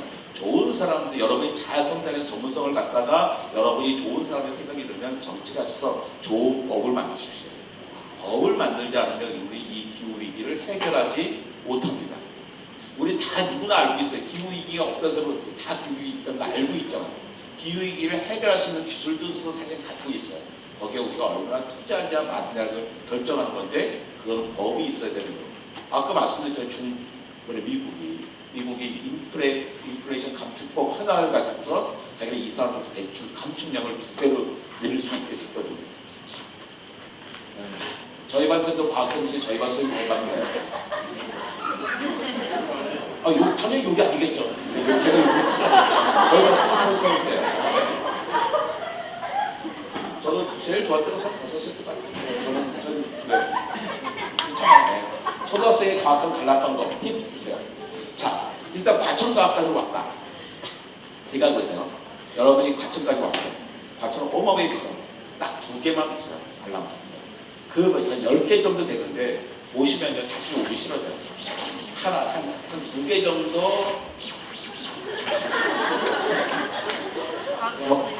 그 마이크 때 그거를 마이크 끄고 계시는데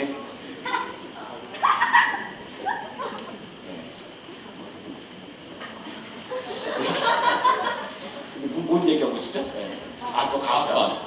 일단 청소년, 성인사처럼 어느 청소년이 2,000원밖에 안 해요. 그러니까 딱 2시간만 봐요. 왜냐면 제일 좋은 건 2시간이에요. 2시간만 관람한다. 그러니까 뒤에는 되게 잘 돼서 놀기도 좋아요. 나머지는 노세요, 그냥. 노시고 거기에는 맛있는 식당이 있거든요. 맛있는 거 사주시고 김밥 싸가시면 안 돼요. 그 김밥은 집에서 드시고 그런데 거기서 맛있는 거 드시고 기념품점을 잘 활용하셔야 돼요. 지금은 코로나 때문에 기념품점 안 하는데 기념품점에서 좀 좋은 거 사주세요. 왜냐면 아이들이 그 관람하는 게 너무나 육체적으로 힘든 일이에요. 그 보상이 있어야 돼요. 그또 오고 싶어야 되잖아요. 그리고 될 수 있으면 대중교통으로 가셔야 돼요. 왜냐면 주차하는데 어떨 때냐면 1시간, 2시간도 걸려요. 그러니까 아빠들은 주차하느라고 하니까 다시 내가 과학관 가라 봐라 하거든요. 그 다음에 엄마 아빠가 재밌어야 아이들도 옵니다. 애들 걱정하지 마세요. 애들은요 평생 살 거예요. 여러분이 부모님이 내 걱정을 어떻게 하면 내가 과학관을 잘 볼까 걱정하셔야지 애들 걱정은 하지 마세요. 애들은 선생님들이 알아서 다 해주십니다. 예비고 과학 모르겠어요. 과학 뭐 읽을 만한 책이 뭐 있을까요? 과학 문제집 읽을 만한 과학 문제 그런 거 보지 마시고요. 예. 책은 제일 좋은 거는 서점에 가는 거예요. 애한테 2만 원 주고서 너 과학책 한번 골라서 봐봐. 처음에 애들이 정말 말도 안 책 골라올 수도 있거든요. 정말 돈이 아까워요. 근데 몇 번 하다 보면 아이들이 바보가 아니기 때문에 좋은 책을 잡아옵니다. 그리고 부모님들 생각해 보세요. 부모님들이 중고등학교 때 과학책 읽으셨나요? 안 읽었잖아요. 저는 이렇게 과학을 아이들이 어릴 때부터 막 읽어야 되는가는 좀 생각이 달라요. 워낙에 과학은 초등학교 3학년부터 있습니다. 초등학교 1, 2학년은 과학 과목도 없어요. 왜냐면 전 세계 그 교육 전문가들이 생각할 때 1, 2학년에게는 과학 과목 필요 없다고 생각한 거예요. 3학년 때부터 원리를 가르친 게 아니에요. 그냥 파편적인 지식을 줘요. 기본적으로 알아야 될 것들을. 원리 이런 건 나중에 생기는 거예요. 그다음 또 뭐냐면 아이들에게 요즘 보면 자꾸 책 읽을 때 그냥 소설 나부랭이나 보지 말고 인문서 읽어라, 과학책 읽어라 그러는데요. 과학책과 인문책은 정보는 많이 얻을 수가 있는데 독서력이 늘진 않아요. 왜냐하면 너무나 논리적으로 쓰여 있거든요. 근데 문학은 어때요? 문학은 말도 안 되는 상황이 막 펼쳐지잖아요. 그러니까 뭐 머릿속에 상상을 막 해야 돼요. 독서력이 늘어요. 더욱 좋은 거 뭐냐면 문학책을 읽으면요. 실패와 회복을 경험해요. 실패가 없으면 문학이 성립하지 않아요. 근데 읽으면서 내가 100명이 등장하면 내 100명 중에 한 명으로 되는 게 읽는 게 아니라 주인공이 돼서 읽잖아요. 근데 주인공은 반드시 실패해요. 사랑의 실패들 모든 실패해요. 그때 내가 같이 좌절을 해. 그러다가 어쨌든 어떤 게 회복을 하잖아요. 딱 읽고 나면 내가 실패했다가 회복 탈락을 일을 겪은 거예요. 그러니까 우리가 성장하기 위해서는 내가 회복 탈락을 키워야 되는데 문학은 그걸 많이 키워주거든요. 그러니까 그런 점에서 문학이 되게 중요하다고 생각합니다. 만약에 아이들이 10권의 책을 읽어야 된다면 한 6권 정도는 문학으로 하고 인문서 한 2권, 과학책 한 2권 정도의 비율을 맞추면 좀 어떨까라는 생각합니다. 근데 인문서, 과학책은 읽지 않더라도 문학은 읽어 나가야 돼요. 그래 독서력이 키워지면 나중에 언제든지 인문서나 과학책은 금방 쫓아갈 수가 있어요. 근데 어릴 때 문학을 읽어놓지 않으면 나중에 인문서 읽기도 되게 힘들어집니다. 그래서 너무나 급하게 생각하지 마시고 천천히 해보시면 좋을 것 같아요. 과학관 관장님은 무슨 일을 하나요? 이거 정말 저 관장 최고예요, 최고. 뭐 말만 해요, 말만. 이런 거 어떻게 생각해? 이거 해야 되지 않겠나? 그러면 다른 사람들이 알아서 다 합니다. 과학관에서 일하는 모든 일에 책임을 질 뿐이에요. 내가 전시회라 교육 무슨 교육 하지 않고요. 우리 과학자들이 하고 싶은 전시와 교육을 하게끔 틀을 만들어주고 예산을 확보하고 어디 가서 그것을 사업을 하게끔 만드는 게 내 일이에요. 그래서 문제가 생기면 책임을 지는 게 내 일입니다. 그래서 거기서 모든 성과는 다 내 거예요. 책임도 다 내 거예요. 그래서 월급을 제일 많이 받아요. 과학을 좋아하지만 학교 수업은 관심도가 많이 낮았던 기억이 있습니다. 우리 아이들 어떻게 하면 과학과 학교 수업을 다 좋아할 수 있을까요? 그런데 제일 중요한 사실 선생님이에요. 선생님과 친하는 게 제일 중요한데 항상 그게 쉬운 건 아니죠. 항상 쉬운 건 아니에요. 어떻게 다 잘할 수 있겠어요? 뭐 탄소 중립 과학적 역할을 어떻게 하시나요? 계속 다니면서 저는 제 하는 일이 주로 공무원과 교사들을 상대로 이 기후 문제에 대해서 강의를 하는 겁니다. 일단 공무원들이 제일 급하고 많이 하려고 그러던 선생님들도 내가 뭘 알려줘야 되니까 공부하시고 그분들하고 만나는 게 일단 저의 일이라고 생각해요. 어떤 정책을 만들거나 아니면은 뭐 기술을 만드는 게 제 일은 아닌 거죠. 네. 자, 지금 너무 추워요. 어떻게 하면 따뜻해질까요? 에어컨을 끌까요? 네. 네. 저도 살짝 추워요. 에어컨도 네. 초등학교 교사가 학생들의 과학적 태도 함양을 위해서 어떻게 좋은 게 좋을까요? 그러니까 딱히 초등학생들에게 과학적 태도를 무슨 함양할 일인가라는 걸 잘 모르겠는데 그냥 아이들에게 좀 열린 마음을 가지고 대화하는 법이 있잖아요. 아까 얘기했잖아요. 제가 먼저 상대방의 얘기를 내가 오해하지 않았는지 자기 듣고서 내가 요약해서 말하게 하고 칭찬하게 하고 그러면서 자기 의견을 하게 하는 그런 훈련들을 좀 하면 어떨까 생각이 듭니다. 그래서 과학적 태도를 간다는 게 계속 과학적 지식을 막 쌓는 게 아니거든요. 근데 거기까지 시간이 걸려요. 네. 주변을 살펴보면 사람들은 기후위기 상황을 다 알고 일상에 실수하는 것 같아요. 정부 대책도 중요할 것 같아요. 과학자들과 같이 논의하고 있는지 궁금해요. 하고 있죠. 하고 있는데 하고 있었어요. 지금은 잘 모르겠어요. 아주 준비가 안 돼. 하시겠죠. 아직 이제 준비가 안 되신 것 같고 이제 앞으로 하실 거라고 생각하고 있습니다. 이제 과학자들도 누구랑 이야기해야 될지를 모르고 있어요. 그러니까 뭔가 이제 정비가 안 됐기 때문에 정비가 되고 나면 다시 쭉 하겠죠. 하지만 지금은 각자 자기 일들을 해 나가고 있습니다. 갑자기 경제학과 철학과를 가신 이유가 뭔가? 대학이 그 당시 대학만 해도 대학이 뭐예요? 암흑과학 수업을 다 들을 수 있는 거잖아요. 저는 2학년 때 생화학 말고 우리나라를 살려면 이건 경작이 필요한 것 같아요. 정치 경작 이라고 생각하고 갔는데 경작은 산수만 하더라고요. 수학만. 그래서 했고 그 다음에 철학에 관심 있어서 과학자에 관심 있었고 나중에 정말 목사님 되고 싶어서 신학과 1년 하다가 뭐든지 그러니까 신학과는 너무 힘든 게 옛날에 다 신방하면 양반다리하고 예배 보잖아요. 30분 동안. 저는 양반다리 너무 힘들어가지고 목사는 나한테 아닌갑다 하고 저는 할 수 있는 게 제 과학이 제일 난 것 같다 이렇게 과학했습니다. 그때만 해도 좀 만만했어요. 그러니까 취직에 문제가 없었어요. 그 당시는. 그러니까 우리나라 경제가 폭발적으로 성장할 때였기 때문에 우리나라뿐만 전 세계가 그러니까 취직에 걱정이 없으니까 뭐 이것저것 다 할 수 있었던 거죠. 예. 예. 네. 현장 질문 혹시 네, 오늘 강의와 상관없으세요. 뭐든지 물어보시면. 궁금한 거 있으면 질문해 예, 주시면 여기 계십니다. 네, 마이크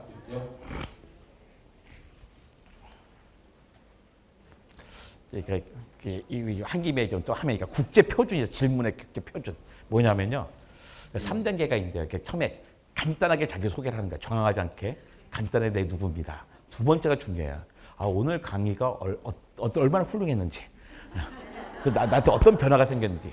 세 번째 그다음에 질문하는 거예요. 국적학 같은 데 갑자기 한국 사람 이게 뭐예요? 물어보면 좀 당황하거든요. 저 누군데요? 오늘 강의 이러이러해서 정말로 좋았습니다. 고맙습니다. 그 세 번째 제 질문은요 하고 하는 겁니다. 한번 해보시면 그 다음번에 따라 할 거라고 생각합니다. 네, 박수.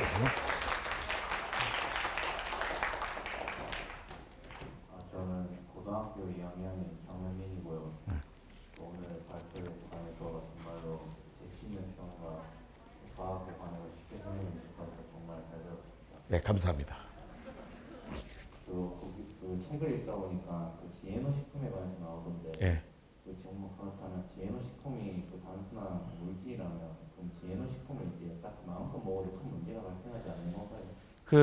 제가 이제 대학 다닐 때 그 GMO 식품에 대해서 반대 운동을 했었죠. 이거 꽉좀 말도 안 되는 거야. 아니 안정성이 검증도 안 된 걸 뭐 세상에 막 내보낸단 말이야. 내가 분노에 했는데 그러고서는 이미 한 세대 이상이 지났어요. 그런데 지금 상황에서 사람들이 다 먹고 있고 여러분 다 드시고 있거든요. 이제는 생각이 바뀌었어요.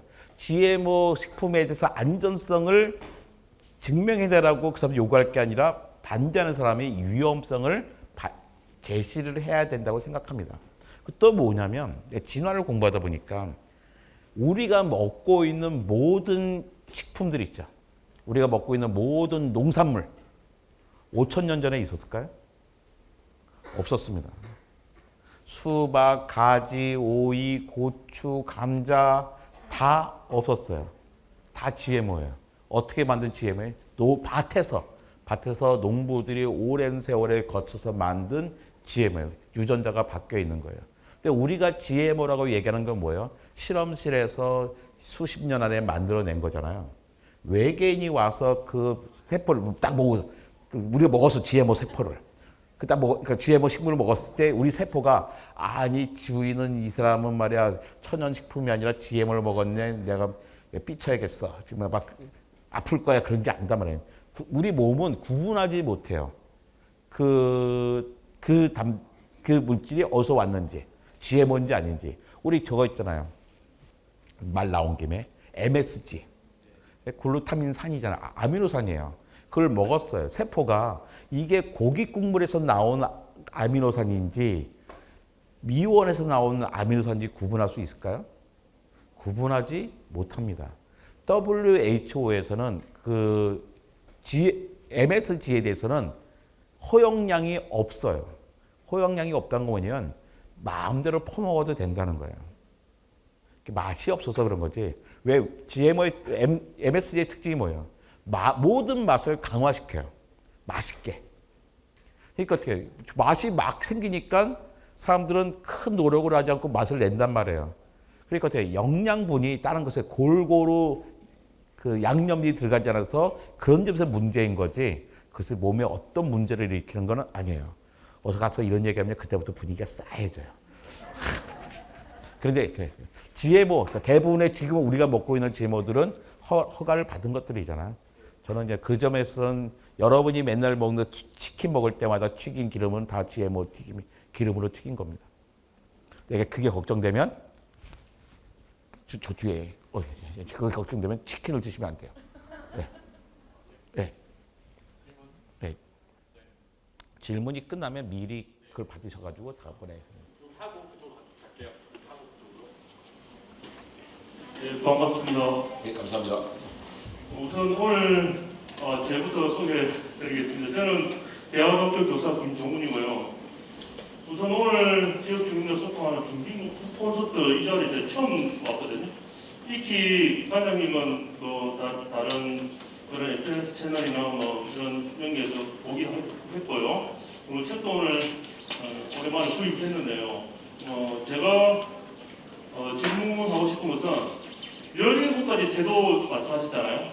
그 외에도 비판적 사고, 이야기하기도 하고, 그 다음에 창의적 사고나 배려적 사고, 그 다음에 반성적 사고, 이런 등등 더 많은 태도를 이야기할 수 있을 것 같은데, 제가 이제 그 질문했는데 그게 안 올라왔더라고요.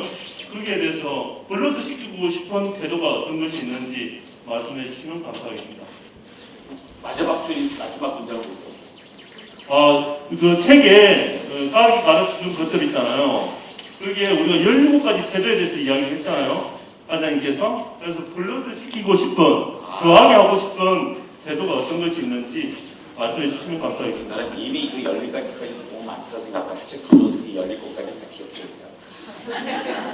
제가 이제 그 책에서 하고자 했던 거는 결국 뭐냐면 과학은 지식이 아니다라는 이야기가 하고 싶었던 거예요. 우리가 이제 과학 공부를 한다는 거, 우리가 세상 21세기에서 과학 공부를 한다는 게 과학의 지식을 쌓기 위해서가 아니라 지식을 쌓으려면 한도 끝도 없다. 근데 우리가 과학의 세상을 바라보는 방법들, 세상을 대하는 태도를 가지고서 있으면 우리가 좀 더 세상에 대해서 안심하면서 안전하게 내 돈과 세금을 전략하면서 살 수 있지 않을까. 그 세상이 조금 더 명랑해지지 않을까라고 생각했던 겁니다. 그리고 더 하려고 할 수도 있었겠지만 그 책이 너무 두꺼워지기 때문에 그게 안 했던 것 같고, 네, 그렇습니다. 대답이 안 되시지만, 네. 저 마이크가 문제입니다. 저 마이크가요? 저 마이크 떴습니다. 네. 안녕하세요. 저는 지금 진주 여자중학교에 재학 중인 정지훈이라고 합니다.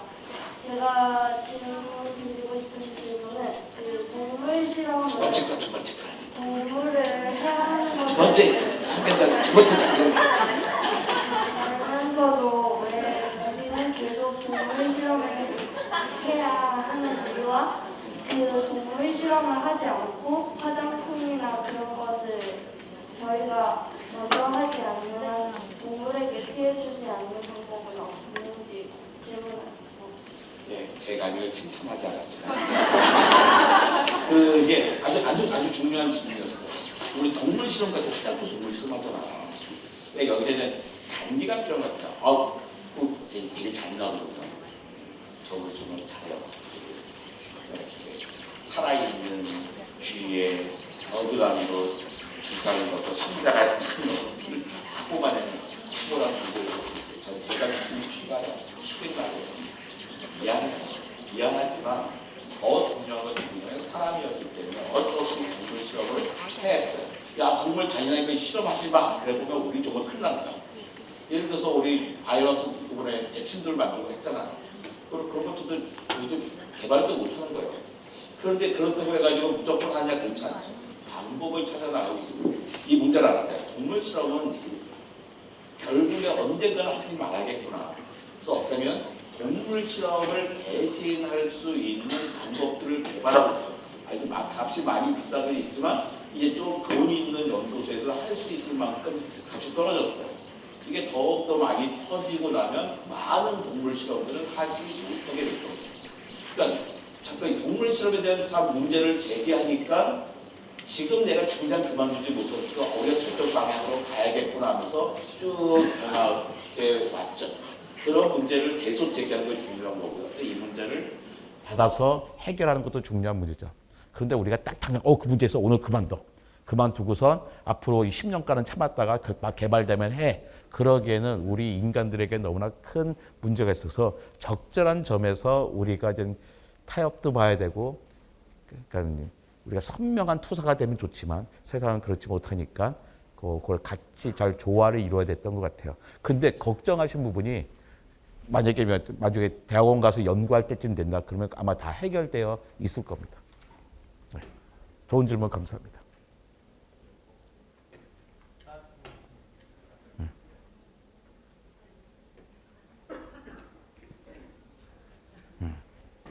보통은 이게 마이크를 세워놓고 쫙 줄 서서 하면 이렇게 간단한데.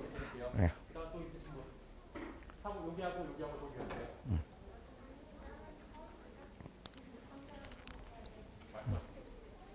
진수여성 교사 차은경입니다. 네, 그렇습니다.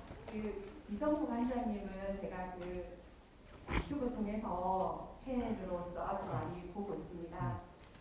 오늘 이제 온 학생들이 많은데 제가 이제 질문하고 싶은 것은 우리가 진로와 관련해서 질문을 한다면 이제 아이들이 미래 사회에서 로봇들이 단순한 노동 일들을 대체하는 일들이 아주 급속도로 빨라지고 있는 것 같아요. 그러면은 혹시 과장님께서 미래 아이들에게 추천하고 싶은 미래 좀 유명한 직업이 있다면 어떤 것이 있을까?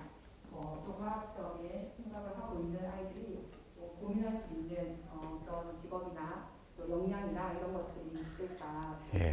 예, 중요한 질문이요. 감사합니다.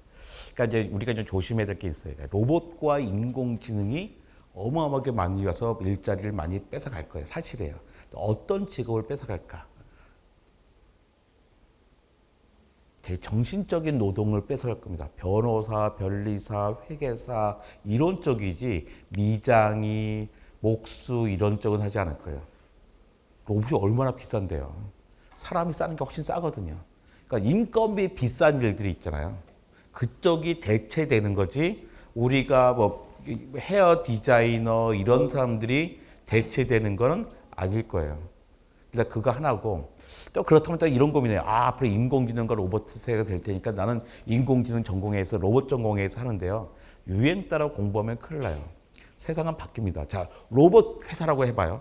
로봇 회사에 인공지능 로봇 회사에 인공지능 전문가와 로봇 전문가가 몇 명이나 필요할까요? 그 사람보다 훨씬 많이 필요한 사람이요. 기계공학자예요. 기계공학자, 전기공학자, 재료공학 한 사람이죠. 왜 어차피 기계가 있잖아요. 다 돌아가야 되잖아요. 그러니까 뭐가 돼도 기계가 돌아가니까 톱니가 돌아가는 거니까 기본적으로 해야 되는 것들은 정해져 있어요. 그러니까 여기까지 딴 거 해야겠어. 그러실 필요는 전혀 없어요.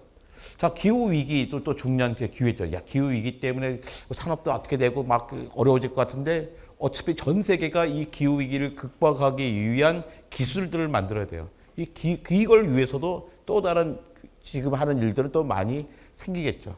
이 사회 문제를 내가 뭐를 해결할 것인가를 좀 따져보실 필요가 있어요. 어차피 굶어 죽지 않아요, 여러분들은. 우리는 선진국에 살고 있고요. 사회보장제도 있고 일자리도 얼마든지 만들 수가 있어요. 지금에 막 일자리 없다는데요. 왜 일자리가 없는지 아세요? 경제가 안 들어가서 아니라 생산성이 너무 좋아졌기 때문이에요. 옛날에 10명 필요하던 거 2명 필요하거든요. 어떻게 될까요? 세금으로 공공 영역에서 사람을 고용하는 수밖에 없어요. 공사 많이 만들고 공무원 많이 뽑지 않으면 안 됩니다. 근데 여러분들이 필요한 일이잖아요. 여러분이 필요한 일이니까 특히 부모님들이 공무원 늘리라고 열심히 주장을 하셔야 돼요. 그래서 내 애가 공무원을 할 수가 있습니다. 아니, 저는 필요가 없는데 날그다 말인데 실제로 공공 영역에서 일자리를 만들게 해야 돼요. 그래야 우리가 행복하게 살 수 있어요. 근데 여러분이 중학생들이 진로를 결정할 때 앞으로 공부 끝날 때 한 10년째 걸렸잖아요. 내가 내 진로와 대학 전공이 일치할 필요는 없잖아요. 저희 때도 그렇고 몇 명이나 일쳐요. 그렇지 않거든요. 근데 굳이 자기가 하고 싶은 걸 하면서 내가 뭘 잘할지를 계속 고민을 하셔야 되네. 어떤 직업을 가져야 될지. 세상은 급격하게 바뀌어요. 뭐가 없어질 거다 얘기하기 되게 편해요. 회계사, 세무사 없어질 직업이에요.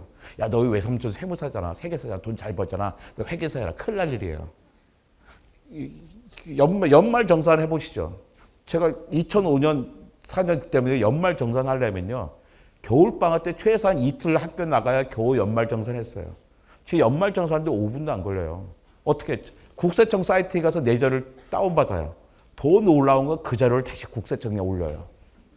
우리 바보 같은 짓이 뭐 있어요. 자기가 하면 다 하면 되지만 한꺼번에 그걸 자동화되면 그 많은 회계사, 세무사, 직장마다 있는 회계 담당 직원의 일자리가 없어지기 때문에 최대한 자동화를 천천히 하고 있는 거잖아요. 그러니까 지금의 무슨 유행이나 지금을 보고선 하면 안 되죠. 지금 없어질 직업들은 보이지만 뭐가 생길지는 아무도 몰라요. 그 사회에 가봐야 아는 겁니다. 그러니까 여러분들은 지금 중학교 때는 자기 삶을 좀 탄탄하게 하고 있다가 그다음에 고등학교, 대학교 갈 때 준비할 때 여러분이 만약에 난 축구를 해야겠어. 나는 춤을 춰야겠어. 그럼 지금 당장 그 길로 나가야 되지만 내가 그게 아니라 대학을 가서 뭐를 하는 직업을 한다면 좀 더 그 많은 과목들을 좀 더 진지하게 받아보시면 여러분이 이미 알 거예요. 내가 어느 쪽에 더 친화성이 있는지. 중요한 건 뭐냐면요. 내가 좋아하는 걸 하는 게 아니라 내가 잘하는 걸 하는 거예요. 제가 좋아하는 건요. 스포츠, 음악이었어요. 제가 운동선수나 가수가 됐으면 어떻게 되겠어요. 망했잖아요. 근데 우리가 자기가 잘하는 걸 찾아내, 좋아하는 건 잘 알잖아요. 잘하는 걸 찾아내서 잘하는 걸 직업으로 삼으면 좋아하는 걸 취미로 할 수가 있어요. 난 잘하는 걸 직업으로 갖고 싶어요. 어려워요. 1% 맞순 일이에요. 이영표, 축구 좋아요. 축구 잘해요. 엑소, 춤추는 거 좋아요. 춤 잘 춰요. 여러분이 생각해 보세요. 내가 그 분야의 그 1%인가 생각할 때 아니다 싶으면 내가 잘하는 걸 찾아내셔야 됩니다. 부모님들이 그 기회를 잘 줘야 되는데 경험을 해봐야 되잖아요. 사람들 자꾸 만나게 해주고 어디 가서 보게 하고 이런 것들이죠. 그러니까 직접 경험하지 못하더라도 간접으로도 경험하게 하는 건 중요한 것 같아요. 여러분은요. 교통사고만 당하지 않으면 최소한 120살까지는 살아요. 그러니까 내가 고등학교, 대학 갈 때 1년, 2년 중에 갭이어라고 하잖아요. 이렇게 중간에 시간을 갖는 것도 나쁘지 않습니다. 예. 아까 두 분 남으셨나요? 예. 예. 공포예요, 공포. 공포의 4인방이 왔어. 예.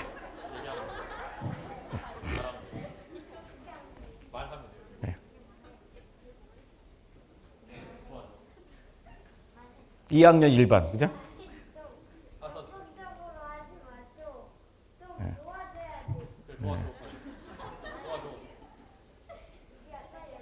내가 공포라는 이유를 아시겠죠? 네.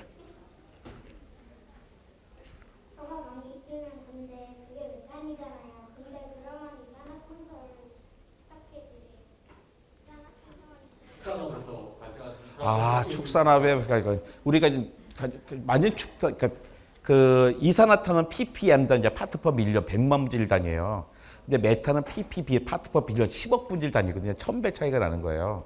근데 이런 것은 산업이 문제일 것 같지만 전 세계적으로 치면 이거는 축산에서 가장 많이 오죠. 양에서 어마어마하게 많이 나오고요. 요즘은 양고기 먹는 게 또 트렌드가 됐는데 소보다 양이 훨씬 많이 나옵니다. 돼지는요 되게 적어요. 그러니까 여러분이 지구를 사랑한다면 소보다는 돼지를 먹을 필요가 있어요. 근데 여러분 삼겹살 처음 먹은 날 기억해요? 삼겹살은 뭐 공기처럼 있었나요? 전 기억하거든요. 1981년 8월 15일 점심이었어요. 정말 충격이었어요. 제가 그 전까지 먹었던 돼지고기는 다 젖어 있는 거였어요. 찌개나 국에 들어있었는데 우리 엄마가 어떤 스타일이냐면 은혜 받으면 집 팔아서 헌금하는 분이에요. 근데 1981년 여름 8월 15일 날 고3이었어요. 그러니까 학교에 방학 때도 가는데 광복절이 나오지 말래요. 근데 점심 때 엄마가 처음으로 삼겹살을 구워주는, 처음 봤어요. 고기를 구워 먹는 거예요. 상상도 너무 맛있는 거예요. 아, 우리 엄마가 또 집 팔았구나 했는데 그건 아니었어요. 그 다음날 가서 자랑했어. 너 그때 삼겹살이라는 말도 없어. 로스구이라는데, 로스구이 뭔지 알아? 먹어봤어? 이런 거야. 근데 한 달 지나니까 모든 애들이 다 먹어봐요. 저는 정말 궁금했거든요. 도대체 1981년에 뭔 일이 있었길래 막 먹지. 근데 그때 전해에 비해서 우리나라의 돼지고기 소비가 3배로 늘어납니다. 뭐 뭔가 있었어요. 그러면서 다 같이 고기를 먹게 됐어요.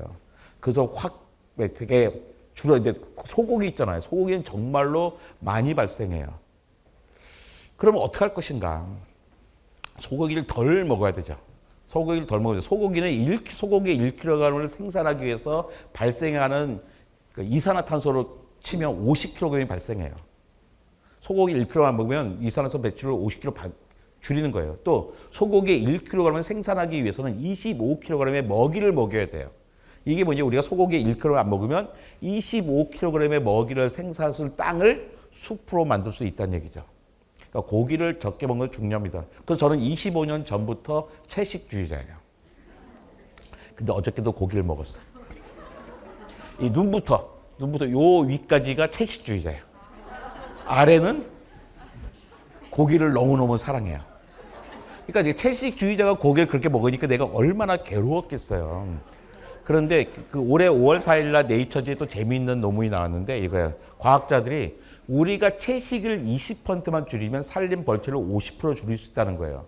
근데 20% 어떻게 줄이냐? 과학자들이 제시한 건 배양육입니다. 콩고기 말고 세포를 키운 거예요. 소고기가 마블링이 좋다는 게 뭐예요? 살에 지방이 막 박혀 있는 거잖아요. 아니 맨살에 지방이 박혀 있을 정도니 그 소의 심장과 혈관은 어떤 상태겠어요? 최대한 그 소를 심장 질환계 환자로 만들어 놓고 맛있다고 먹는 거예요. 우리 정말 맛있어요. 그런데 그걸 만약에 그 배양육을 하면 세포를 키워서 먹으면 적어도 이제 소도 괜찮고 그 엄청나게 많은 땅을 숲을 만들 수 있다는 거죠. 근데 문제는 가격이었어요. 10년 전만 해도 배양육으로 햄버거 하나를 먹으려면 가격이 3억 원쯤 했어요. 그래도 먹는 사람이 있었어요. 누구냐면 마이크로소프트 사장님 이름이 뭐죠? 빌 게이츠 이 사람 먹었어요. 근데 그 사람이 돈 자랑하려고 먹은 게 아니라 이 배양육 사업을 키워야 돼. 그 어떻게 해서 우리라도 먹어야지 돈 있는 사람들. 그런데 5년 전에는 200만 원까지 떨어졌어요. 200만 원까지 떨어지니까 부자들이 막 먹기 시작해. 그 사람들은 실제 맛도 있는 데다가 더 사회에 기여한다고 하는 거죠. 지금은 5만 원까지 떨어졌어요. 저기 싱가포르, 미국에서 꽤 많은 트렌디한 사람들 먹어요. 근데 이 추세를 몇 년만 가면요 3천 원까지 떨어질 것 같아요. 그쯤 되면 리즈너블 하죠. 그 햄버거 그거 먹는 게. 이런 식으로 과학으로 해결을 해 나가야 됩니다. 그런데 우리나라는 메탄은 또 다른 문제가 있어요. 우리나라에서는 메탄이 가장 많이 나온 것이 사실은 논이에요. 우리나라 메탄의 25%가 논에서 나옵니다. 왜냐하면 생명이 죽으면 썩잖아요. 썩을 때 산소가 있는 환경에서는 이산화탄소가 되고 산소가 없는 환경에서는 메탄이 돼요. 논은 어떻게 해요? 물속에 잠겨 있잖아요. 그러니까 그 안에서 많은 생명들이 죽는데 죽으면 다 메탄이 되는 거예요. 그럼 어떻게 해야 될까요? 메탄 발생 줄이려면 물을 빼야 돼요. 물을 빼면 더워서 못 자라잖아요. 그러니까 물 뺐다가 숨쉬게 하고 다시 물 넣어서 채워주고 이렇게 반복해야 돼요. 근데 물을 뺐는데 넣어줄 물이 없으면 어떻게 돼요? 망하는 거잖아요. 넣었다 뺐다 해도 소출은 확 줄어들 거예요. 그럼 어떡하죠? 농민들에게 그 차이만큼을 보상을 해줘야 되죠. 그렇지 않으면 이 기후 문제를 해결하지 못합니다. 근데 우리는 다행히 돈이 있어요. 돈이 있는 나라예요. 지금도 매년 뭐 수십만 톤을 갖다가 시장에서 제거하겠다는 법도 만들고 있잖아요. 그렇지 않으면 감당이 안 됩니다. 왜냐하면 이 문제를 해결하지 못하면 우리는 쌀밥을 먹지 못하고 우리 주식을 국수나 빵으로 바꿔야 될 수도 있어요. 기후 문제를 해결하지 못하면. 그래서 법이 필요한 겁니다. 예, 저 뒤에. 여기. 예, 그렇게. 예. 네네. 과학을 잘 하려면 어떻게 하나 공부를 열심히 해야 돼요. 몇 학년이에요? 1학년. 지금 과학을 신경 쓰지 않아도 돼요. 과학을 3학년부터 고민하세요. 3학년부터. 네. 지금은 이것저것 다 하시면 돼요. 3학년 되면 그때 한번 생각을 해봐요. 예. 예. 그 과학관이나 어디 가면 딴 나라 가든지 딴 도시 갔을 때 과학관 아빠 보고 과학관 잠깐 가자 그러세요. 과학관 딱 2시간만 가봐요. 하래요. 그래서 일단 뭐가 있는지를 알아야 내가 좋아하든지 말든지 하잖아요. 딱 2시간 정도 해보시면 좋을 것 같아요. 그 다음에 과학 그림책들이 있거든요. 동화책들도 한번 보고 나랑 정말 친해야 되는 건가? 내가 과학을 정말 잘해야 될까 생각을 해보시고 내가 아닌 것 같아. 그럼 안 해도 돼요. 예. 안녕하세요. 저는 충남동에서 아이를 키우고 있는 학부모입니다. 아, 예. 어디, 예. 잘 들었고 막연하게 기후 위기에 대해서 그냥 단순히 이렇게 생각하고 있었는데 그걸 수치로 설명이나 해주시니까 좀 더 좀 심각성에 대해서 좀 더 와닿았던 것 같습니다. 예. 다른 게 아니라 아까 그 기후 위기에 연달아서 대한민국이 일본이라는 나라를 옆에 있잖아요. 예. 그래서 일본에서 이번에 방사능 물질을 해양으로 방류하는 문제가 되게 정치적인 문제나 경제적인 여러 가지 문제가 있겠지만 그게 이 대한민국에 미칠 영향이 어떻게 되신가요? 아이 앞으로 먹거리나 이런 것들에 대해서 어떻게 생각하십니까? 되게 조심스럽게 얘기하는데 후쿠시마에서 나온 게 있잖아요. 그게 우리나라 곧장 비행기가 일단 한번 오려면 태평양을 한 바퀴 삥 돌고 와요. 근데 태평양에 물이 어마하게 많은 거예요. 그렇게 해서 만약에 우리한테 오게 된다면 사실은 거기 나온 게 우리가 평소에 먹는 물이라고 차이가 하나도 없습니다. 과학적으로는 아무런 영향도 없다고 보시면 돼요. 그런데 그렇다 가지고 야 그러면 걔네 방류해 내가 그렇게 안 하는 이유는 일본 애들이 얄미워서 방류하는데 뭐 반대하면 내가 가만히 있는 거지 실제로 그게 우리 몸에 한국 사람들의 몸에 영향을 주고 그러지는 않습니다. 왜냐면 너무 적은 양이에요. 이런 얘기 어디가 쓰지 마세요. 그래서 과학관 갔는데 이정모 관장이 후쿠시마 방류에 된다고 했다 그러면 제가 난리 나요. 과학관도 난리 나고 막 그러거든요. 그냥 여기서만 딱 끝내시면 그래서 사실은 문제 없습니다. 예. 그러니까 그들만 그런 게 아니라 우리도 마찬가지로 방류되는 게 나가는 것들이 있어요. 그러니까 우리가 견딜 수 있을 만큼 이 지구에 물이 많아요. 그러니까 적은 데서 우리 동네에서 생긴 문제지만 지구 때는 사실은 옛날에 계산해 본 적이 있었는데 그게 문제가 되려면 아마 물을 갖다 우리 방만큼 먹어야 어떤지 있든지 말든지 할 거예요. 숫자로 따져보면 정말로 아무것도 아닙니다. 네. 선생님 질문을 마지막 질문으로 하겠습니다. 그렇잖아도 오늘 좋은 강의 우리 학생들을 제가 진주 예정에서 데려왔습니다. 모두 바로 마치지 않은 질문하려고 이렇게 했는데 우리 학생들 오늘 와가지고 좋은 질문을 많이 하는 걸 보고 제가 깜짝 놀랐습니다. 제가 공부를 좀 많이 해야 되겠다는 생각이 들고 다음번에도 한번 이런 자리를 더 만들어서 함께 만났으면 좋겠다는 말씀 드리면서 마쳐주십사고 감사합니다. 네, 감사합니다. 네, 여기까지 하겠습니다.